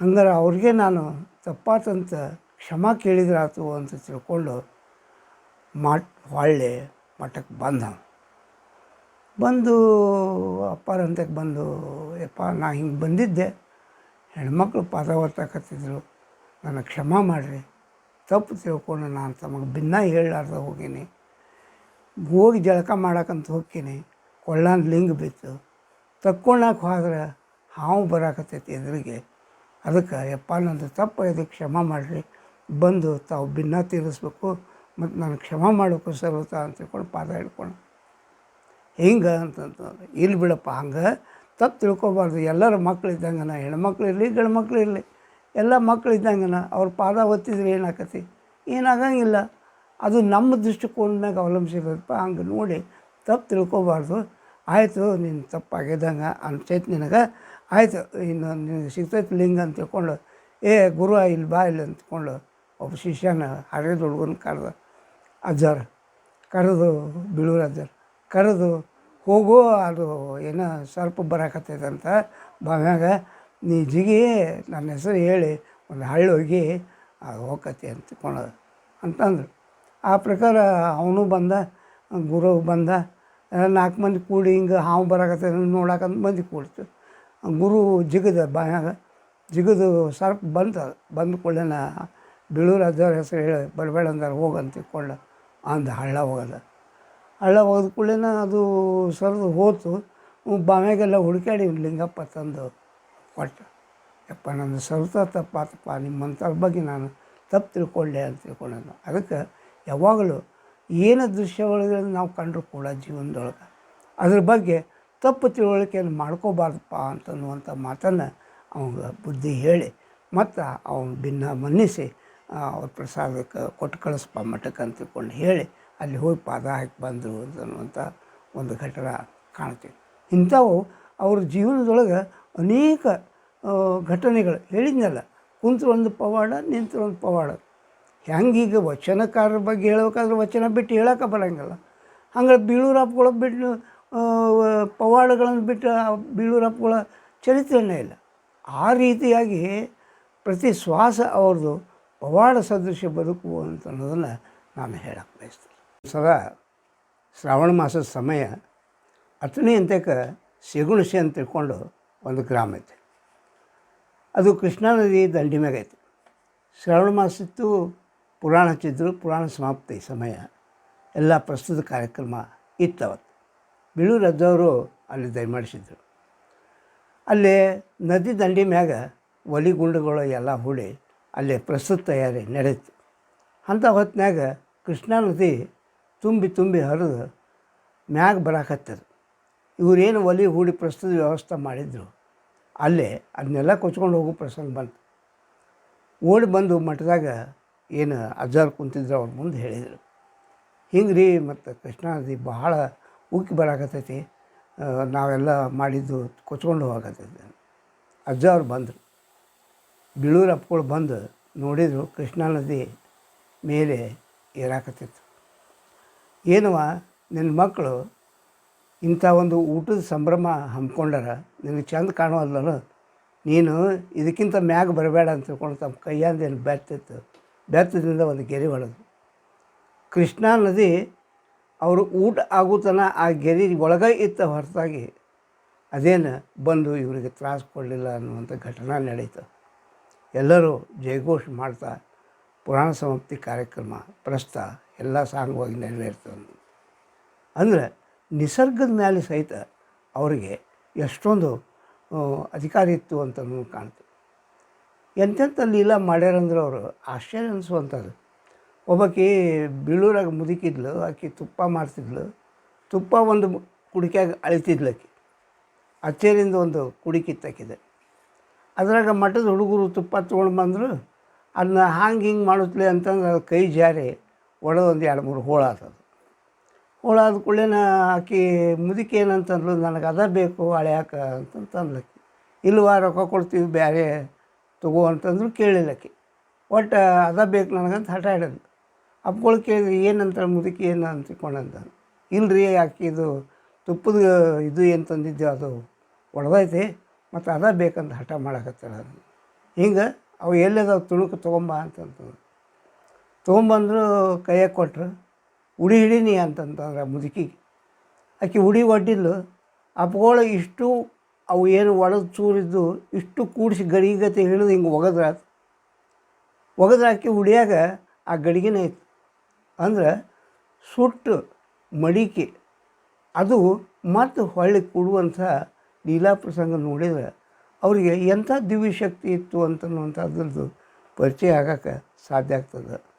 ಹಿಂಗೆ ಒಮ್ಮೆ ಅಥಣಿ ಅಂತ್ಯಕ್ಕೆ ಒಂದು ಗ್ರಾಮಾಂತರ ಪ್ರದೇಶ, ಅಲ್ಲೇ ಒಬ್ಬ ಭಕ್ತನ ಮನೆಯೊಳಗೆ ಅಥಣಿ ಮುರುಗೇನ ಶಿವಗಳು, ಬೀಳೂರಪ್ಪಗಳು ಮತ್ತು ಬಿದ್ರಿ ಕುಮಾರಸ್ವಾಮಿಗಳು ಹೀಗೆ ಅವ್ರು ಭಿನ್ನಾಯ ಮಾಡಿದ್ದ ಅವ್ರ ಮನೆಯೊಳಗೆ ಪೂಜಾ ನಡೆದಿತ್ತು. ಪಾದ ಪೂಜೆ ಮುಗೀತು. ಇನ್ನು ಆರತಿ ಮಾಡ್ಬೇಕಂತ ತಿಳ್ಕೊಂಡು ಮರ್ತು ಬಂದಿದ್ದರು. ಏತಂಗಿ ಒಳಗೆ ಆರತಿ ಸೆಟ್ ಐತಿ ತೊಗೊಂಡು ಬಾ ಅಂತ ತಿಳ್ಕೊಂಡು ಹುಡುಗಿಗೆ ಹೇಳಿದ್ರು. ಮನ್ಯಾಗ ಒಂದು 14 ವರ್ಷದ ಹುಡುಗಿತ್ತು. ಆ ಹುಡುಗಿ ಆರತಿ ಸೆಟ್ ತೊಗೊಂಡ್ಲೇ ಅಲ್ಲಿ ಹಾವು ಇತ್ತು. ಹಾವು ಕಚ್ಚಿಬಿಡ್ತಕ್ಕಿ. ಹಾವು ಕಚ್ಚಿಕೊಳ್ಳಿ ಗಡಿಬಿಡಿ ಚಾಲು ಆಯ್ತು ಮನ್ಯಾಗ. ಏನಾಯ್ತು ಅಂತ ಅಂದ್ಕೊಳ್ಳಿ, ಇಲ್ಲ ಹಿಂಗಾಗೈತಿ ಅಂತಂದ್ಕೊಂಡು. ಇಲ್ಲ ಆಕಿಗೆ ಏನಾಗೋದಿಲ್ಲ ಕರ್ಕೊಂಬರ್ರಿ ಅಂತಂದು ಬೀಳೂರು ಅಜ್ಜವರು ಎದ್ದು ಹೋಗಿ ತೊಗೊಂಡು ಬಂದ್ರೆ ಆಕೆನ ತೊಡೆ ಮ್ಯಾಗ ಹಾಕ್ಕೊಂಡು ವಿಭೂತಿ ಆಕೆಗೆ ಮೈತುಂಬ ಹಚ್ಚಿದ್ರು ಮತ್ತು ಹಣೆಗೆ ಹಚ್ಚಿಬಿಟ್ಟು ಅಜ್ಜರು ಅಥಣಿ ಮುರುಗೇಂದ್ರ ಶಿವಗಳಂಥವ್ರು ಶಿವಗಳಿಲ್ಲದಾರ ಆಕೆಗೇನಾಗೋದಿಲ್ಲ ಅಂತಂದು ಅವ್ರ ಪಾದೋದಕ್ಕೆ ತೊಗೊಂಡು ಬಾಯಾಗ ಹಾಕಿ ಮೈಮ್ಯಾಗ ಕೈ ಆಡಿಸಿ ಎಬ್ಬಿಸಿ ಕುಂಡ್ರಿಸಿದ್ರು. ಹಿಂಗೆ ಅವರು ಹಲವಾರು ಲೀಲೆಗಳನ್ನು ಮಾಡ್ತಾ ಜನರ ಕಷ್ಟಗಳನ್ನು ಪರಿಹಾರ ಮಾಡಿದರು ಅಂತ ಅನ್ನೋದನ್ನು ಕಾಣುತ್ತೆ. ಇನ್ನೆರಡು ಭಾಳ ಮಹತ್ವಪೂರ್ಣ ಘಟನೆ ಏನಂತಂತಂದ್ರೆ, ಇಂಥ ಹೊತ್ತಿನಾಗ ಅದು ಬೀಳೂರು ಜತ್ ಸರ್ಕಾರದ ಒಂದು ವಲಯದೊಳಗೆ ಬರ್ತೈತೆ. ಅದು ಸಂಸ್ಥಾನ ಇತ್ತು ಅವಾಗ, ಜತ್ ಸಂಸ್ಥಾನ. ಜತ್ನಿಂದ 12 ಕಿಲೋಮೀಟರ್ ಅದಷ್ಟೇ. ಅಥಣಿ ರೋಡ್ ಮ್ಯಾಗ ಅದು ಬೀಳೂರು ಬರ್ತದೆ. ಜತ್ ಮಹಾರಾಜಿದ್ರು ರಾಮರಾವ್, ಶ್ರೀಮಂತ ರಾಮರಾವ್ ಢಪ್ಲೆ ಅಂತ ತಿಳ್ಕೊಂಡು. ಅವರಿಗೆ ಅಂಥ ಸರ್ಕಾರ ಅಂತಾರೆ ಅವ್ರಿಗೆ, ಸರ್ಕಾರಕ್ಕೆ ಸಂತಾನನ ಇದ್ದಿದ್ದಿಲ್ಲ. ಬಾಂಬೆಗೆ ತೋರಿಸಿದ್ರು, ಪುನಃ ಸಾಂಗ್ಲಿ ಎಲ್ಲ ನಾನೇ ಅನ್ನುವಂಥ ವೈದ್ಯರು ಎಲ್ಲರೂ ನೋಡಿದರು. ಆದರೆ ಸಂತಾನ ಪ್ರಾಪ್ತಿ ಆಗುವಂಥ ಲಕ್ಷಣನ ಕಾಣಲಿಲ್ಲ. ಯಾರೋ ಹೇಳಿದರು, ನಿಮ್ಮ ಅಲ್ಲೇ ಬಾಜುಕ ಒಂದು 12 ಕಿಲೋಮೀಟ್ರ್ ಮ್ಯಾಗ ಅಜ್ಜಾರು ಅದಾರ, ಅವ್ರ ದರ್ಶನ ಮಾಡಿರಿ ನಿಮಗೆ ಚಲೋ ಆಗ್ಬೋದು ಅನ್ನುವಂಥ ಸೂಚನೆ ಯಾರೋ ಕೊಟ್ಟರು. ಹೇಳಿ ಕಳಿಸಿದವರು, ಹಿಂಗೆ ಸರ್ಕಾರ ತಮ್ಮ ದರ್ಶನಕ್ಕೆ ಬರ್ತೈತೆ. ಆಮೇಲೆ ಸರ್ಕಾರ ಅವ್ರ ರಾಣಿ ಎಲ್ಲರೂ ಕೂಡಿ ದೊಡ್ಡ ಪರಿವಾರ ಒಂದು ದಿವಸ ಬಂದರು. ಅಜ್ಜ ಅವ್ರನ್ನೆಲ್ಲ ಉಚಿತ ಆಸನದಲ್ಲಿ ಕುಂಡಿಸಿ ಏನಂತ ಎಲ್ಲ ಸಮಸ್ಯೆ ಕೇಳಿದಾಗ ಮರಾಠಿ ಒಳಗೆ ಹೇಳಿದ ಕೂಡಲೇ ಮತ್ತು ಕನ್ನಡದವ್ರಿಗೆ ಅಜ್ಜ ಅವರು ಹೇಳಿದರು, ಇಲ್ಲ ಹಿಂಗೆ ಅವರಿಗೆ ಸಂತಾನ ಇಲ್ಲಾಗೈತಿ, ಚಿಂತೆ ಆಗೈತಿ ಅನ್ನೋ. ತೊಡೆ ಹೊತ್ತು ಕುಂತು, ಹಂಗೇನು ಚಿಂತೆ ಮಾಡುವ ಅವಶ್ಯಕತೆ ಇಲ್ಲ, ನಿಮ್ಗೆ ಸಂತಾನ ಆಕತಿ, ಎಲ್ಲ ಸಂತಾನ ಭಾಗ್ಯ ಸಿಗ್ತೈತಿ, ಏನು ಕಾಳಜಿ ಮಾಡಬೇಡ ಅಂದು ಕಾಯಿ ತರಿಸಿ ಬಡ ಮಹಾರಾಣಿ ಉಡಿಯೊಳಗೆ ಇಟ್ಟರು. ತಂಗಿ ದಿವಸ ಪೂಜೆ ಮಾಡುವ, ದಿವಸ ಜಳಕ ಮಾಡಿ ವಿಭೂತಿ ಹಚ್ಕೊಂಡು ಸ್ನಾನ ಮಾಡಿ ಇದು ಮಾಡಿ ಇನ್ನು ಪೂಜೆ ಮಾಡು, ಓಂ ನಮಃ ಶಿವಾಯ ಮಂತ್ರನು ಇಷ್ಟೊಂದು ನೀನು ದೇವರ ಧ್ಯಾನದೊಳಗೆ ಇದ್ದುಬಿಡು, ನಿನಗೆ ಚಲೋ ಆಕೈತಿ, ಸಂತಾನ ಆಕೈತಿ ಅಂತ ಹೇಳಿದ್ರು. ಆ ಪ್ರಕಾರ ಮಹಾರಾಣಿ ಮಾಡಿದಾಗ ಅವರಿಗೆ ಗಂಡು ಮಗು ಜನಿಸ್ತು. ಜತ್ ಸರ್ಕಾರಕ್ಕೆ ಇಷ್ಟು ಖುಷಿ ಆಯ್ತಲ್ಲ, ಮತ್ತು ಪರಿವಾರದ ಜೊತೆಗೆ ಮಠಕ್ಕೆ ಬಂದು ಅವ್ರ ಪಾದಕ್ಕೆ ನಮಸ್ಕಾರ ಮಾಡಿ, ಅಜ್ಜವ್ರ ಪಾದಕ್ಕೆ ನಮಸ್ಕಾರ ಮಾಡಿ, ಅಜ್ಜವ್ರ ನನಗೆ ಭಾಳ ಅಂದ್ರೆ ಭಾಳ ಖುಷಿಯಾಗೈತಿ, ಸರ್ಕಾರಕ್ಕೆ ಗಂಡು ಸಂತಾನ ಕೊಟ್ಟರೆ ನೀವು, ನಿಮ್ಮಂಥ ಮಹಾಮಹಿಮರನ್ನು ನಾನು ನೋಡಲಿಲ್ಲ, ಅದಕ್ಕೆ ನನಗೆ ಭಾಳ ಸಂತೋಷ ಆಗೈತಿ ಅಂತ ತಿಳ್ಕೊಂಡು 50 ಎಕರೆ ಜಮೀನು ಮಠಕ್ಕೆ ದಾನ ಕೊಟ್ಬಿಟ್ರು ಸರ್ಕಾರ. ಅವತ್ತಿನಿಂದ ಆ ಮಠದ ಚಿತ್ರಣ ಬದಲಿ ಆಯ್ತು. ಹೀಗೆ ಅವರು ತಮ್ಮ ಮಹಾಮಹಿಮ ಇದು ಸುದ್ದಿ ಏನಂತಂದ್ರೆ ಸಾಂಗ್ಲಿ ಮಾರಾಗ ಹತ್ತಿದ್ರು. ಅಪ್ಪ ಸಾಹೇಬ್ ಪಟ್ವರ್ಧನ್ ಅಂತಿದ್ರು ಅವರು. ಅಪ್ಪ ಸಾಹೇಬ್ ಪಟ್ವರ್ಧನ್ ಅವರು ಅವ್ರಿಗೊಂದು ಸಮಸ್ಯೆ ಇತ್ತು. ಅವ್ರಿಗೇನು ಸಮಸ್ಯೆ ಇತ್ತು ಅಂದರೆ ಮಹಾರಾಣಿಗೆ ಹೊಟ್ಟೆ ಕಟ್ತಿತ್ತು ಆಕೆ. ಅವು ಎಲ್ಲಿ ತೋರಿಸಿದ್ರು ಕಡಿಮೆನೇ ಆಗಿದ್ದಿಲ್ಲ. ಇದನ್ನು ಜತ್ ಸರ್ಕಾರಕ್ಕೆ ಸಂತಾನ ಕೊಟ್ಟದ್ದು ನೋಡಿ ಅಜ್ಜವ್ರ ದರ್ಶನ ಮಾಡಿಸ್ಬೇಕು ಅಂತ ತಿಳ್ಕೊಂಡು ಅವ್ರ ತಲೆಯಾಗ ಬಂತು. ಅಲ್ಲಿಂದ ಮಂತ್ರಿನ ಕಳಿಸ್ಕೊಟ್ರು. ನಾ ಇನ್ನೊಂದು ಸಲ ಬರ್ತೀನಪ್ಪ ಅಂತ ಹೇಳಿದರು. ಆಗ ಆ ಕಡೆಗೆ ಸಾಂಗ್ಲಿ ಕಡೆಗೆ ಹೋದಾಗ ಅಲ್ಲಿಗೆ ಹೋದರು. ಅವ್ರು ಕರೆಯಕ್ಕೆ ಬಂದರು, ಅಜ್ಜವ್ರು ಬರ್ರಿ, ಭಾಳ ತ್ರಾಸೈತಿ ಮಹಾರಾಣಿಯರು, ಇಲ್ಪ ನಡಿ ಬರ್ತೀನಿ ಅಂತ ತಿಳ್ಕೊಂಡು ಹೋದರು. ಮಹಾರಾಣಿಯವ್ರು ಮಂಚದ ಮ್ಯಾಗ ಮಡಗಿದ್ರು. ಅಜ್ಜವ್ರನ್ನ ಕರ್ಕೊಂಡು ಹೋದರು. ಎಲ್ಲಿವಾ ಅಂತ, ಇಲ್ಲಿ ಹೊಟ್ಟೆ ನುಸ್ತತಿ ಅಂತ ತಿಳ್ಕೊಂಡು ತೋರಿಸಿದ್ರು. ಅಷ್ಟು ಬಡ ಬಡ ತಮ್ಮ ಪಾದಕ್ಕೆ ತೊಗೊಂಡ್ರು. ಕೈಯನ್ನು ತೊಗೊಂಡು 3 ಸಲ ಪಟ ಪಟ ಪಟ ಹಾಕಿ ಹೊಟ್ಟೆ ಮ್ಯಾಗ ಹೊಡೆದ್ರು. ಹೇಳಿನಿ ಎಲ್ಲ ಆರಾಮಾತು ಹೋಗಿ ನಿನಗಂತಂದು ಪಾದಕ್ಕೆ ಹಾಕ್ಕೊಂಡು ಹೊರಗೆ ಬಂದು ಅವತ್ತಿನಿಂದ ರಾಣಿ ಆರಾಮಾಗಿಬಿಟ್ಲು. ಸಾಂಗ್ಲಿ ಮಹಾರಾಜ ಖುಷಿಯೋ ಅವ ಓಡಿ ಮಠಕ್ಕೆ ಬಂದು ಅಪ್ಪ ಸಾಹೇಬ್ ಪಟ್ವರ್ಧನ್ ಬಂದು, ಯಪ್ಪ ನನಗೆ ಭಾಳ ಖುಷಿಯಾಗೈತಿ, ಏನು ಮಠಕ್ಕೆ ನಾನು ದಾನ ಮಾಡಿದ್ರು ಕಡಿಮೆ ಐತಿ ಅಂತ ತಿಳ್ಕೊಂಡು ಮತ್ತು ಹೊಲ ಅದು ಹಚ್ತೀನಿ ಅಂತ ತಿಳ್ಕೊಂಡು ಬಂದವ. ಅಲ್ಲ ಹಂಗೆಲ್ಲ ಬೇಡಪ್ಪ, ಈಗ ಜತ್ ಸರ್ಕಾರ ಕೊಟ್ಟದ್ದನ್ನು ಮಾಡೋದು ನನಗೆ ರಗಡೈತಿ, ಮತ್ತೆಲ್ಲಿ ನಿಂದೆ ಬೇಡ, ಏನಿಲ್ಲ ಆರಾಮಾದ್ರೆ ಸಾಕು ನಿಮಗೆ ಅಂತನ್ನುವಂಥ ಅಂದರೆ ಎಷ್ಟು ಆಶಾ ಮಾಡಬಾರ್ದು ಅಂತನ್ನುವಂಥದ್ದನ್ನು ಅಜ್ಜವ್ರಿಂದ ಇಲ್ಲಿ ಕಲಿಯುವಂಥದ್ದು. ಕೊಡ್ತಾರ ಅಂತ ಅಂದ್ಕೊಳ್ಳಿ ಇಸ್ಕೊಂಡವ್ರು ಭಾಳ ಮಂದಿ ಅದಾರೆ. ಆದರೆ ಅಜ್ಜವ್ರು ಹೇಳಿದರು, ಸಾಕಪ್ಪ ಇಷ್ಟು ಕೊಟ್ಟಿದ್ದು ಸಾಕು, ಸರ್ಕಾರ ಕೊಟ್ಟನ ಸಾಕು ಅಂತ. ಹಿಂಗೆ ತಮ್ಮ ಮಹಿಮೆಯಿಂದ ಜನರ ಕಲ್ಯಾಣಕ್ಕಾಗಿ ಅವರು ಮಹಿಮಾ ಮಾಡಿದರು ಹೊರತಾಗಿ ತಮ್ಮ ಹೆಸರು ಬರಲಿ, ತಾವು ದೊಡ್ಡವರು ಅನಿಸ್ಬೇಕು ಅಂತ ತಿಳ್ಕೊಂಡು ಎಂದು ಮಹಿಮಾ ಮಾಡಿದವರು ಅಲ್ಲವೇ ಅಲ್ಲ. ಇಂಥ ಮಠದ ಹೊಲ ಏನಿದ್ದು ಆ ಹೊಲದಾಗ ಸಿಂಧೂರು ಲಕ್ಷ್ಮಣ ಕೆಲಸ ಮಾಡ್ತಿದ್ದ. ಸಿಂಧೂರ ಅಲ್ಲೇ ಐತಿ, ಬೀಳೂರಂತೆ ಸಮೀಪ. ಅಲ್ಲಿಂದ ಬಂದು ಅವ್ರ ಹೊಲದಾಗ ಭಾಳ ಭವ್ಯ ವ್ಯಕ್ತಿತ್ವ ಒಂದು, ಸುಮಾರು 7 ಫೂಟ್ ಎತ್ತಿದ್ದವ. ಅಂಥ ಅಜಾನುಬಾಹು ವ್ಯಕ್ತಿ ಅಜ್ಜವ್ರ ತೋಟದಾಗ ದುಡಿಯಾಕೆ ಬರ್ತಿದ್ದ. ದುಡಿಯಾಕೆ ಬಂದ್ರೆ ಅಜ್ಜವ್ರು ಅವ್ಗೆ ಏನು ಅಂತಿದ್ದಿಲ್ಲ, ಡುಬ್ಬದ ಮ್ಯಾಗ ಕೈ ಆಡಿಸಿ ಮಾಡಿ ಕೆಲಸ ಮಾಡಂತೇಳಿ ಹುರುಪು ಮಾಡಿ ಬಿಡ್ತಿದ್ರು ಅವ್ನು. ಒಂದು ಸಲ ಆಳುಗಳು ಜಗಳ ತೆಗೆದು, ಅಲ್ರಿ ಅವ ಯಾವಾಗ ಬಂದರೂ ನೀವು ಸುಮ್ಮನೆ ಇರ್ತೀರಿ, ಮತ್ತು ನಮಗೆ ಮಾತ್ರ ಟೈಮ್ ಸರಿ ಬಾ ಅಂತೀರಿ, ಹಿಂಗೆ ಅಂತಂದು. ತಡಿ ಎಲ್ಲರೂ ಸರಿ ಇರಿ ನೀವು ಅಂತಂದ್ರೆ, ಲಕ್ಷ್ಮೀ ಇವತ್ತು ಅದನ್ನ ಇಲ್ಲಿ ಹಿಡಿದು ಅಲ್ಲಿ ತನಕ ಒಂದು ತಾಸಿನಾಗ ಮುಗಿಬೇಕು ನೋಡಂತಂದು. ಹ್ಞೂ ರೀ ಅಂತ ತಿಳ್ಕೊಂಡು ಅದು ಕಳೆ ಕಿತ್ತುದಿತ್ತು. ಬಡ ಬಡ ಬಡ ಬಡ ಒಂದು ತಾಸಿನಾಗ ಮುಗಿಸಿ ಕೈ ತೊಗೊಂಡು ಬಂದಾಗ, ನಾ ಯಾಕೆ ಅವಾಗೇನು ಅನ್ನೋದಿಲ್ಲ ಗೊತ್ತಾತ ನಿಮ್ಗೆ ಅಂತಂದ್ರು. ಹೌದ್ರಿಯಪ್ಪ ಅಂತಂದು, ಇಷ್ಟು ಕೆಲಸ ನಿಮ್ಮ ಕೈಲಿ ಹರಿತಾನೆ ಅಂತಂತಂದು. ಯಾವಾಗ ಸಿಂಧೂರು ಲಕ್ಷ್ಮಣನ ಮ್ಯಾಗ ಬ್ರಿಟಿಷ್ ಸರ್ಕಾರ ಕಣ್ಣಿಡ್ತು, ಅವಾಗ ಅಜ್ಜವ್ರು ಹೇಳಿದ್ರು, ತಮ್ಮ ಇಲ್ಲಿ ಇರಬೇಡಿನ, ಇನ್ನು ನೀ ಬೇರೆ ಕಡೆ ಹೋಗ್ಬಿಡೋದು, ನಿನಗೆ ದುಃಖ ಆಕತ್ತೆ. ಆಮೇಲೆ ಅವ ಹೋಗಿ ಬೀಳಿಗೆ ಗುಡ್ಡ ಸೇರಿದ ಅಂತ ಅನ್ನೋದನ್ನು ನಾವು ಕಾಣ್ತೀವಿ. ಹಿಂಗೆ ಅನೇಕ ಲೀಲೆಗಳನ್ನು ಮೆರೆಸ್ತಾ ಇರುವಂಥ ಇದು ಬೀಳೂರು ಅಜ್ಜ ಅವರು. ಅಥಣಿ ಮುರುಗೇಂದ್ರ ಸ್ವಾಮಿಗಳ ಆದೇಶದ ಮೇಲಿದೆ. ಒಂದು ಸಲ ಅಥಣಿ ಮಠದಾಗ ಕುಂತಾಗ ಮುರುಗೇಂದ್ರ ಶಿವಗಳು ಏನಂದರು, ಇನ್ನೆಲ್ಲ ನಿಮ್ಗೆ ಜತ್ ಸರ್ಕಾರ ಎಲ್ಲ ದಾನ ಮಾಡಿದ, ಚಲೋ ಆಯ್ತು, ಹೊಲ ಆಯ್ತು, ಇನ್ನು ಭವ್ಯ ಮಠ ಒಂದು ಕಟ್ಟಿಬಿಡ್ರಪ್ಪ ಅಂತಂದ್ರು. ಎಂದೂ ಅನ್ಲಾರ್ದವ್ರು ಅವ್ರ ಬಾಯಲ್ಲಿ ಬಂದೈತೆ ಅಂತಂದರೆ ಅವ್ರ ಮಾತು ಅಂತಂದ್ರೆ ವೇದ ವಾಕ್ಯ ಅವರಿಗೆ, ಬೀಳೂರು ಅಪ್ಪಗಳಿಗೆ. ಹೀಗಾಗಿ ಇಲ್ರಿ ಕಟ್ಟಿಸ್ತೀನಿ ಅಂತ ತಿಳ್ಕೊಂಡು ಏನು ಕಟ್ಸೋಕೆ ಶುರು ಮಾಡಿದ್ರು. ಇವತ್ತು ನೀವು ಹೋಗ್ಬೇಕದು ನೋಡ್ಬೇಕು. ಇವತ್ತಿಗೆ 1921 ಅದರ ಉದ್ಘಾಟನಾ ಸಮಾರಂಭ ಜರುಗಿತು. ಇವತ್ತಿಗೆ ಅದಕ್ಕೆ 1 ಶತಮಾನ ಪೂರ್ಣ ಆಗ್ತಾಯಿದೆ.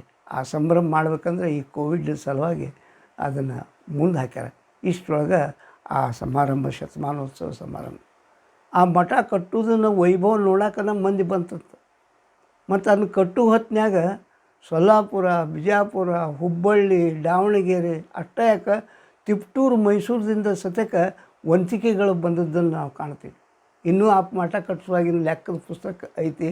ಆ ಪುಸ್ತಕದಾಗೆಲ್ಲ ಯಾರೋ ಬಂತು, ಹೆಂಗೆ ಖರ್ಚಾಯ್ತು ಅಂತನ್ನೋದನ್ನು ಎಲ್ಲ ಚೊಕ್ಕ ಲೆಕ್ಕ ಇದ್ದದ್ದನ್ನು ಕಾಣ್ತೀವಿ.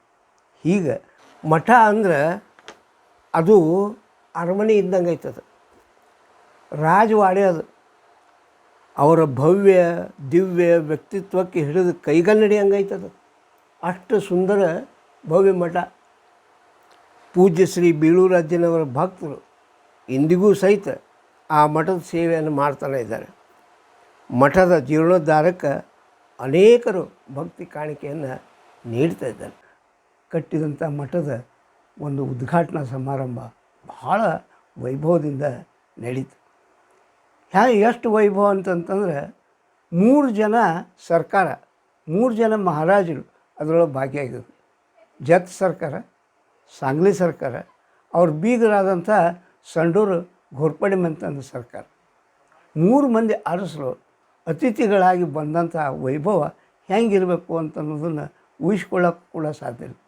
ಬೆಳ್ಳೂರಂತ ಅಂಥ ಸಣ್ಣ ಊರೊಳಗೆ ದೊಡ್ಡ ವೈಭವ. ಮತ್ತು ಎಲ್ಲಿ ನೋಡ್ತೀವಿ ಅಲ್ಲೇ ಹರಗುರು ಚರಮೂರ್ತಿಗಳ ಒಂದು ಸಾಲು ಸಾಲಾಗಿರುವಂಥದ್ದು ಗದ್ದಲ, ಜನ, ಓಡಾಟ, ವೈಭವ, ಉತ್ಸವ ಎಲ್ಲ ನಡೀತು.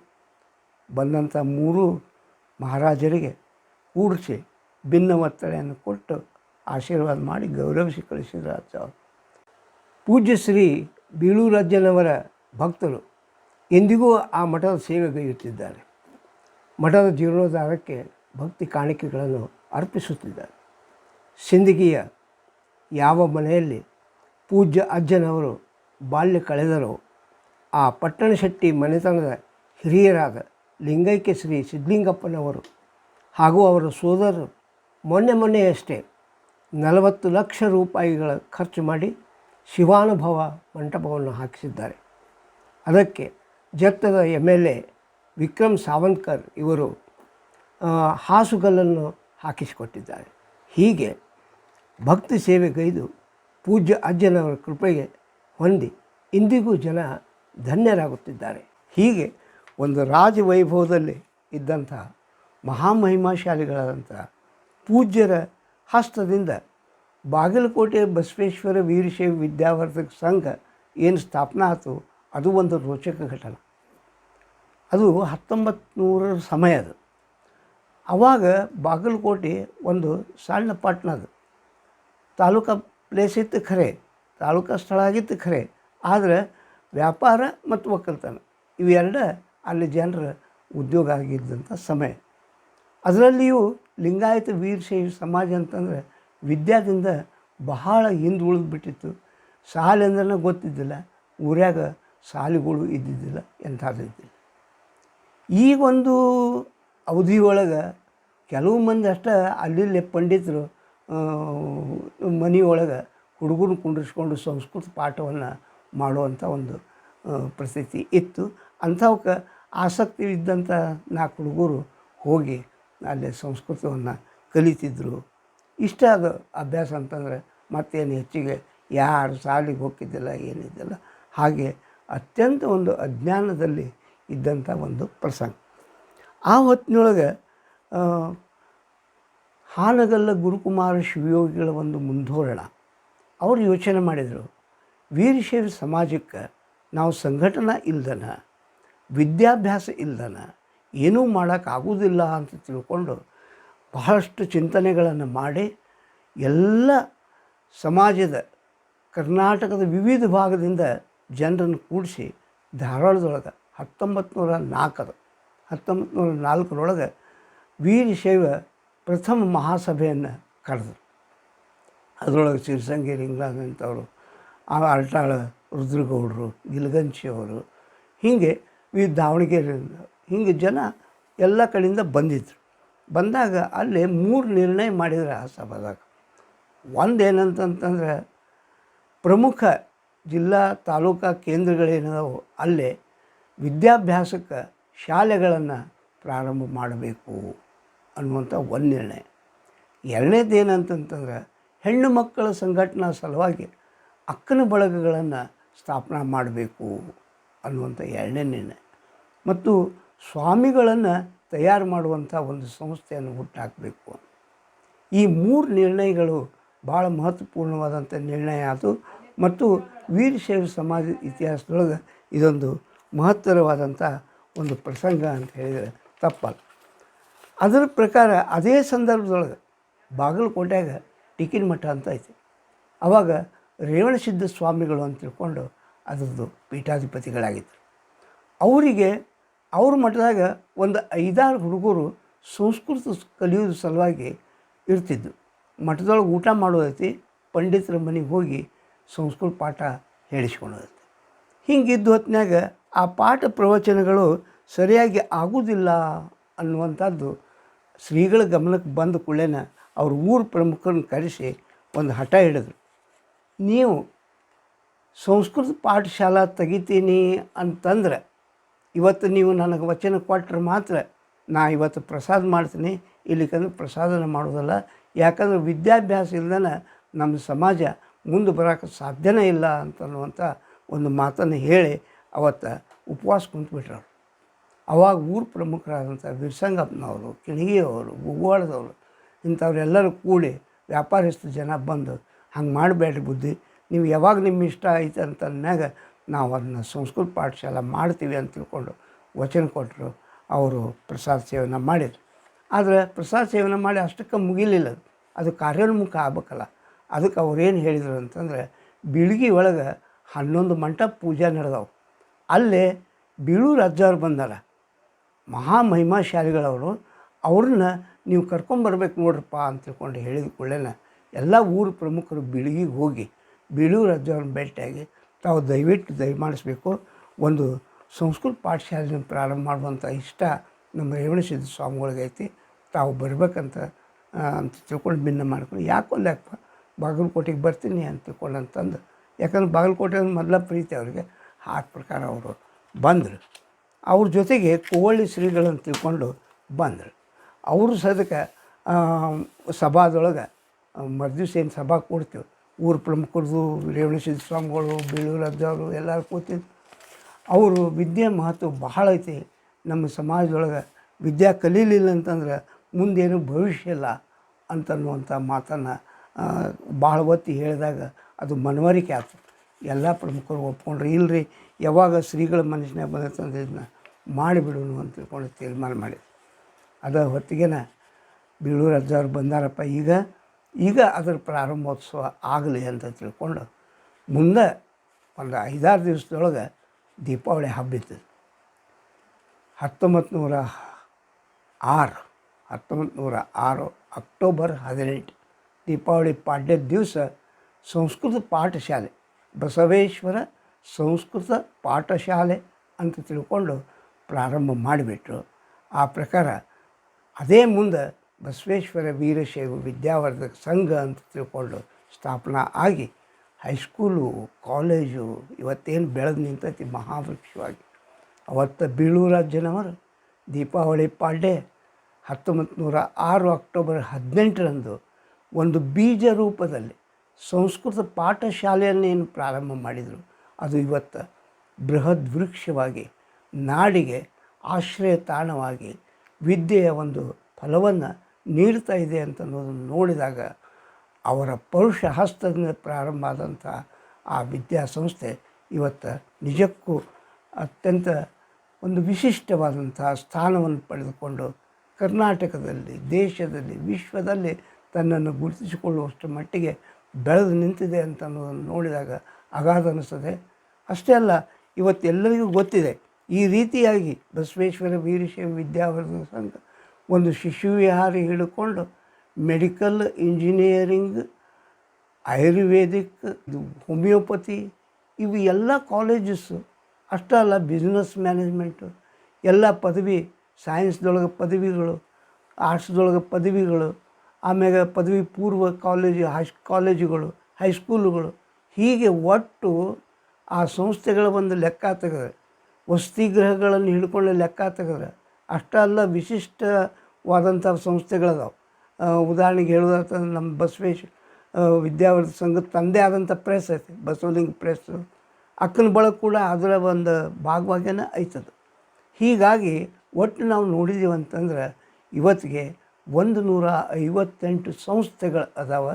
ಅವು ಕೇವಲ ಬಾಗಲಕೋಟೆಗೆ ಸೀಮಿತ ಆಗಿಲ್ಲ, ಸುತ್ತಮುತ್ತಲಿರುವಂಥ ಜಿಲ್ಲಾದಾಗ ಕೂಡ ತನ್ನ ವ್ಯಾಪ್ತಿಯನ್ನು ಹರಡಿಸ್ಕೊಂಡೈತಿ. ಅಷ್ಟೇ ಅಲ್ಲ, ನಮ್ಮದೊಂದು ಇಂಜಿನಿಯರಿಂಗ್ ಕಾಲೇಜು ಬೆಂಗಳೂರಲ್ಲಿ ಕೂಡ ಅಮೃತ ಇನ್ಸ್ಟಿಟ್ಯೂಷನ್ ಆಫ್ ಟೆಕ್ನಾಲಜಿ ಅಂತನ್ನುವಂಥದ್ದು ನಮ್ಮ ಸಂಘದ ಕಾಲೇಜೇ ಆಗಿದೆ ಅಂತ ಅನ್ನೋದನ್ನು ಕಾಣ್ತಾ ಇದ್ದೀವಿ.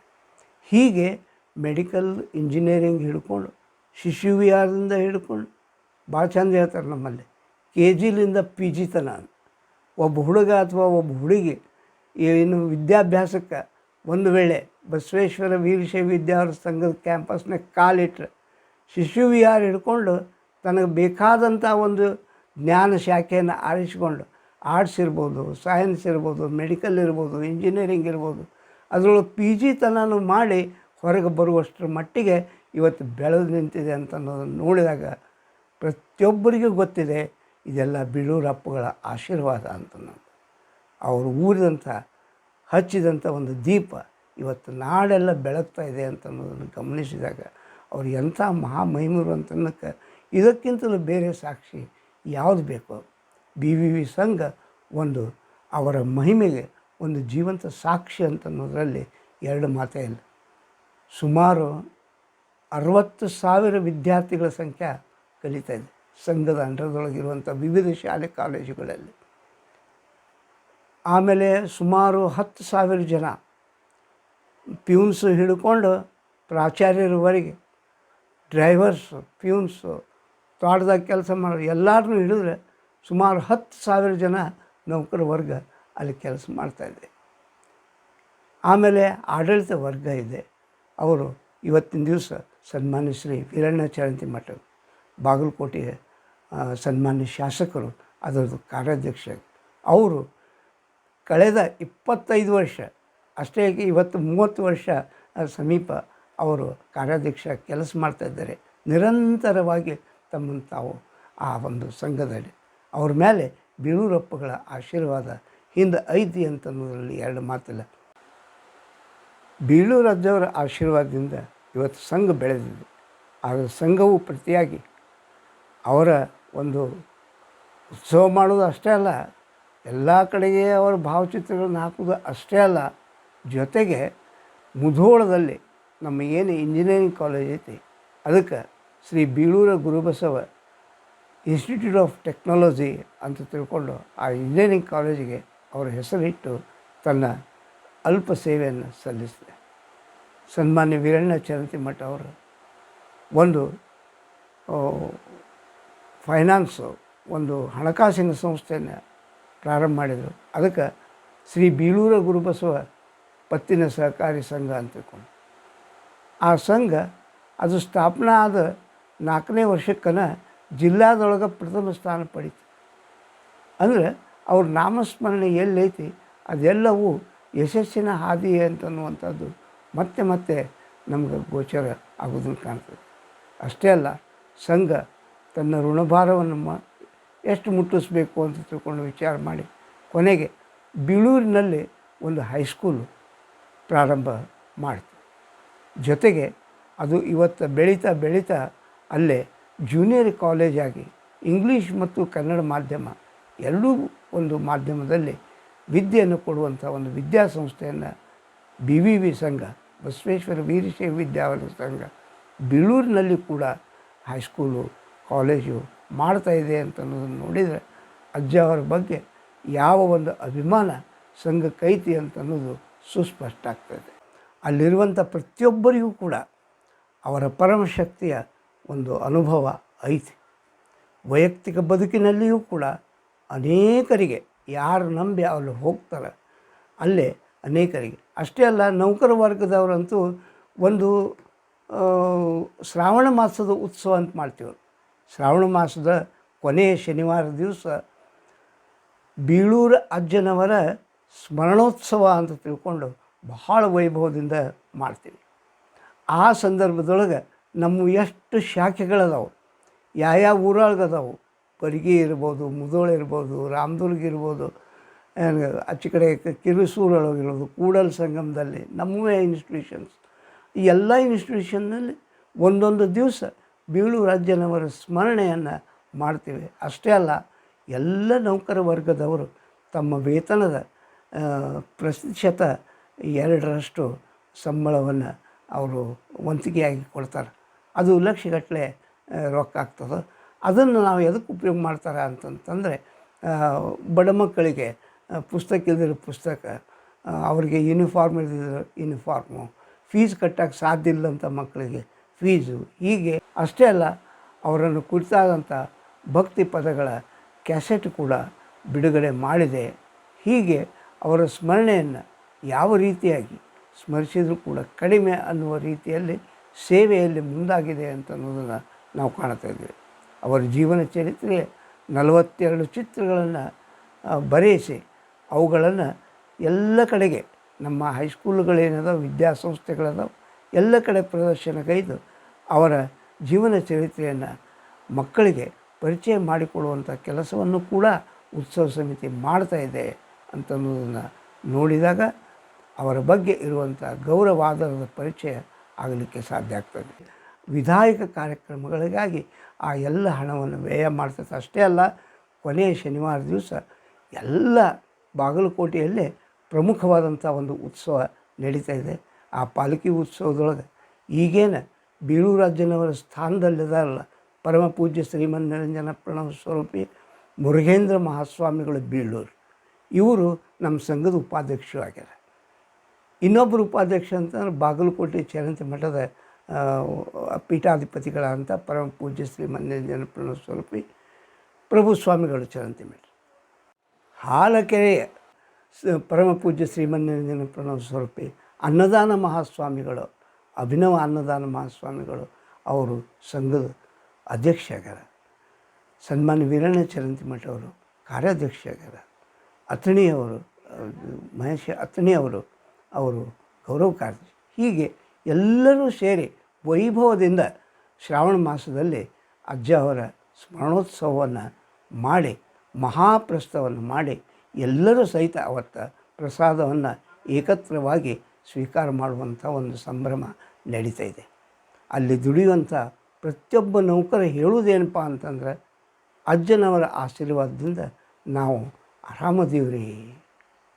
ಇದು ಅವರಿಗೆ ಸಲ್ಲಬೇಕಾದಂಥ ಒಂದು ಮಹಾನ್ ಕೊಡುಗೆ. ಅವರ ಮಾತುಗಳು, ಅತೃಪ್ತ ಭಾವ ಅದೆಲ್ಲ ಎದರಿಂದ ಅಂದರೆ ಅವರ ಒಂದು ಆಶೀರ್ವಾದವೇ ಕಾರಣ. ಕ್ಯಾಂಪಸ್ನೊಳಗೆ ಒಳಗೆ ಹೋದ ಕೂಡಲೇ ಬಹಳ ಸುಂದರವಾದಂಥ ಒಂದು ಮಂದಿರವನ್ನು ಕಟ್ಟಿ ಮೂರ್ತಿ ರೂಪದಲ್ಲಿ ಅವರನ್ನು ಸ್ಥಾಪನೆ ಮಾಡ್ಯಾರೆ. ಅದು ಮೂರ್ತಿ ಇರ್ಬೋದು, ಆದರೆ ಇವತ್ತು ಅವು ಭೌತಿಕವಾಗಿ ನಮ್ಮ ಜೊತೆಗೆ ಇರೋಕ್ಕಿಲ್ಲ. ಆದರೆ ಮಹಾಲಿಂಗದ ರೂಪದಲ್ಲಿ ನಿಂತು ಜನರನ್ನು ಅತ್ಯಂತ ವಾತ್ಸಲ್ಯದಿಂದ ಅವರು ಆಶೀರ್ವದಿಸ್ತಾರೆ ಅಂತನ್ನೋದ್ರಲ್ಲಿ ಎರಡು ಮಾತೇ ಇಲ್ಲ. ಇದು ಅನೇಕರ ಅನುಭವ ಆಗಿದೆ, ಅನೇಕರ ಅನುಭವ ಆಗಿದೆ. ವೈಯಕ್ತಿಕ ಬದುಕಿರಬಹುದು, ಸಾಮಾಜಿಕ ಬದುಕಿರಬಹುದು, ಅದರಲ್ಲಿ ಅಪ್ಪಗಳ ಆಶೀರ್ವಾದ ಎದ್ದು ಕಾಣ್ತಾ ಇದೆ ಅಂತನ್ನುವಂಥ ಮಾತು. ಈಗ ಅವರು ನೆನೆದವರ ಮನದಲ್ಲಿ ನಿತ್ಯ ನೀಲಾಂಜನವಾಗಿ ಅವರು ಬೆಳಗ್ತಾ ಇದ್ದಾರೆ, ಆಶೀರ್ವದಿಸ್ತಾ ಇದ್ದಾರೆ.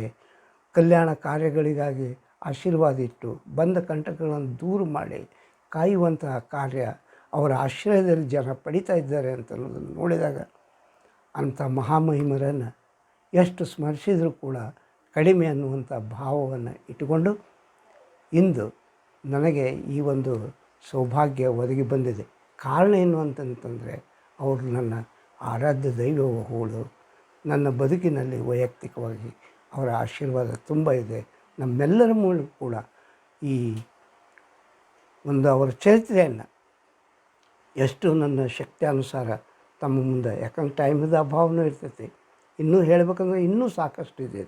ಯಾಕಂದರೆ ಬಿಜಾಪುರದೊಳಗೆ ಸಿದ್ದೇಶ್ವರ ಮೂರ್ತಿಯನ್ನು ಸ್ಥಾಪನೆ ಮಾಡಿದವರು ಅವರು, ಸಾಂಗ್ಲಿ ಒಳಗೆ ಮಾರುತಿ ಮೂರ್ತಿ ಸ್ಥಾಪನೆ ಮಾಡಿದವರು, ಅನೇಕ ಕಾರ್ಯಗಳನ್ನು, ಕಲ್ಯಾಣಕಾರಕ ಕಾರ್ಯಗಳನ್ನು ಒದಗಿಸಿ ಹೀಗೆ 93 ವರ್ಷಗಳ ಕಾಲ ಲಿಂಗಲೀಲಾ ವಿಲಾಸವನ್ನು ಪೂರೈಸಿದ ಪರಮ ಪೂಜ್ಯ ಶ್ರೀಮನ್ ನಿರಂಜನ ಪ್ರಣವ ಸ್ವರೂಪಿ ಗುರುಬಸವ ಮಹಾಸ್ವಾಮಿಗಳು ತಮ್ಮ 93ನೇ ವಯಸ್ಸಿನಲ್ಲಿ ಆಗಿ ಹುಣ್ಣಿಮೆ ಆದ 2 ದಿನಕ್ಕೆ ಇಲ್ಲಿಯ ಕಾರ್ಯ ಮುಗಿದಿದೆ, ನಾನು ಇನ್ನು ಹೊರಡಬೇಕು, ನೀವೆಲ್ಲ ಶಿವಧ್ಯಾನದಲ್ಲಿ ಸಂತೋಷವಾಗಿರಿ ಎಂದು ಆಶೀರ್ವದಿಸಿ ಬಯಲಲ್ಲಿ ಬಯಲಾದರು. ಜನರೆಲ್ಲ ಜಯಘೋಷ ಮಾಡಿದರು. ಇಂದು ಪ್ರತಿ ವರ್ಷ ಅವರ ಪುಣ್ಯತಿಥಿಯನ್ನು ಜಾತ್ರೆಯನ್ನಾಗಿ ಆಚರಿಸುತ್ತಾರೆ. ಶ್ರೀಗಳ ಕೃಪೆಗೆ ಜನ ಪಾತ್ರರಾಗುತ್ತಾರೆ. ಲೀಲಾಮೂರ್ತಿಗಳಾದ ಪರಮಪೂಜ್ಯ ಶ್ರೀ ಬೀಳೂರಜ್ಜನವರು ಶರಣ ಉರ್ಲಿಂಗ ದೇವ ಹೇಳಿದಂತೆ, ಲೋಕದಂತೆ ಬಾಳರು, ಲೋಕದಂತೆ ಇರರು, ಲೋಕದಂತೆ ಹೋಹರು ನೋಡಯ್ಯ ನಿಮ್ಮ ಶರಣರು, ಪುಣ್ಯದಂತೆ ಬಪ್ಪರು, ಜ್ಞಾನದಂತೆ ಇಪ್ಪರು, ಮುಕ್ತಿಯಂತೆ ಹೋಹರು ನೋಡಯ್ಯ ಉರ್ಲಿಂಗ ದೇವ, ನಿಮ್ಮ ಶರಣರು ಉಪಮಾತೀತರಾಗಿ ಉಪಮಿಸಬಾರದು ಎಂಬಂತೆ ಲೋಕ ಕಲ್ಯಾಣಗೈದು ಮಹಾಲಿಂಗದಲ್ಲಿ ಬಯಲಾದ ಅವರ ಪೂಜ್ಯ ಪುರುಷ ಪಾದಗಳಿಗೆ ನನ್ನ ನುಡಿ ಸೇವೆಯನ್ನು ಪುಷ್ಪ ರೂಪದಲ್ಲಿ ಅರ್ಪಿಸಿ ಧನ್ಯನಾಗುವೆ. ಈ ಅವಕಾಶಕ್ಕಾಗಿ ಬಸವ ಸಮಿತಿ ಬೆಂಗಳೂರು, ಕಲಬುರಗಿ ಹಾಗೂ ಧಾರವಾಡ ಎಲ್ಲ ಸಂಘಟಕರಿಗೆ ಮತ್ತು ಶ್ರೋತೃವೃಂದಕ್ಕೆ ಹೃತ್ಪೂರ್ವಕ ಶರಣಾರ್ಥಿಗಳು.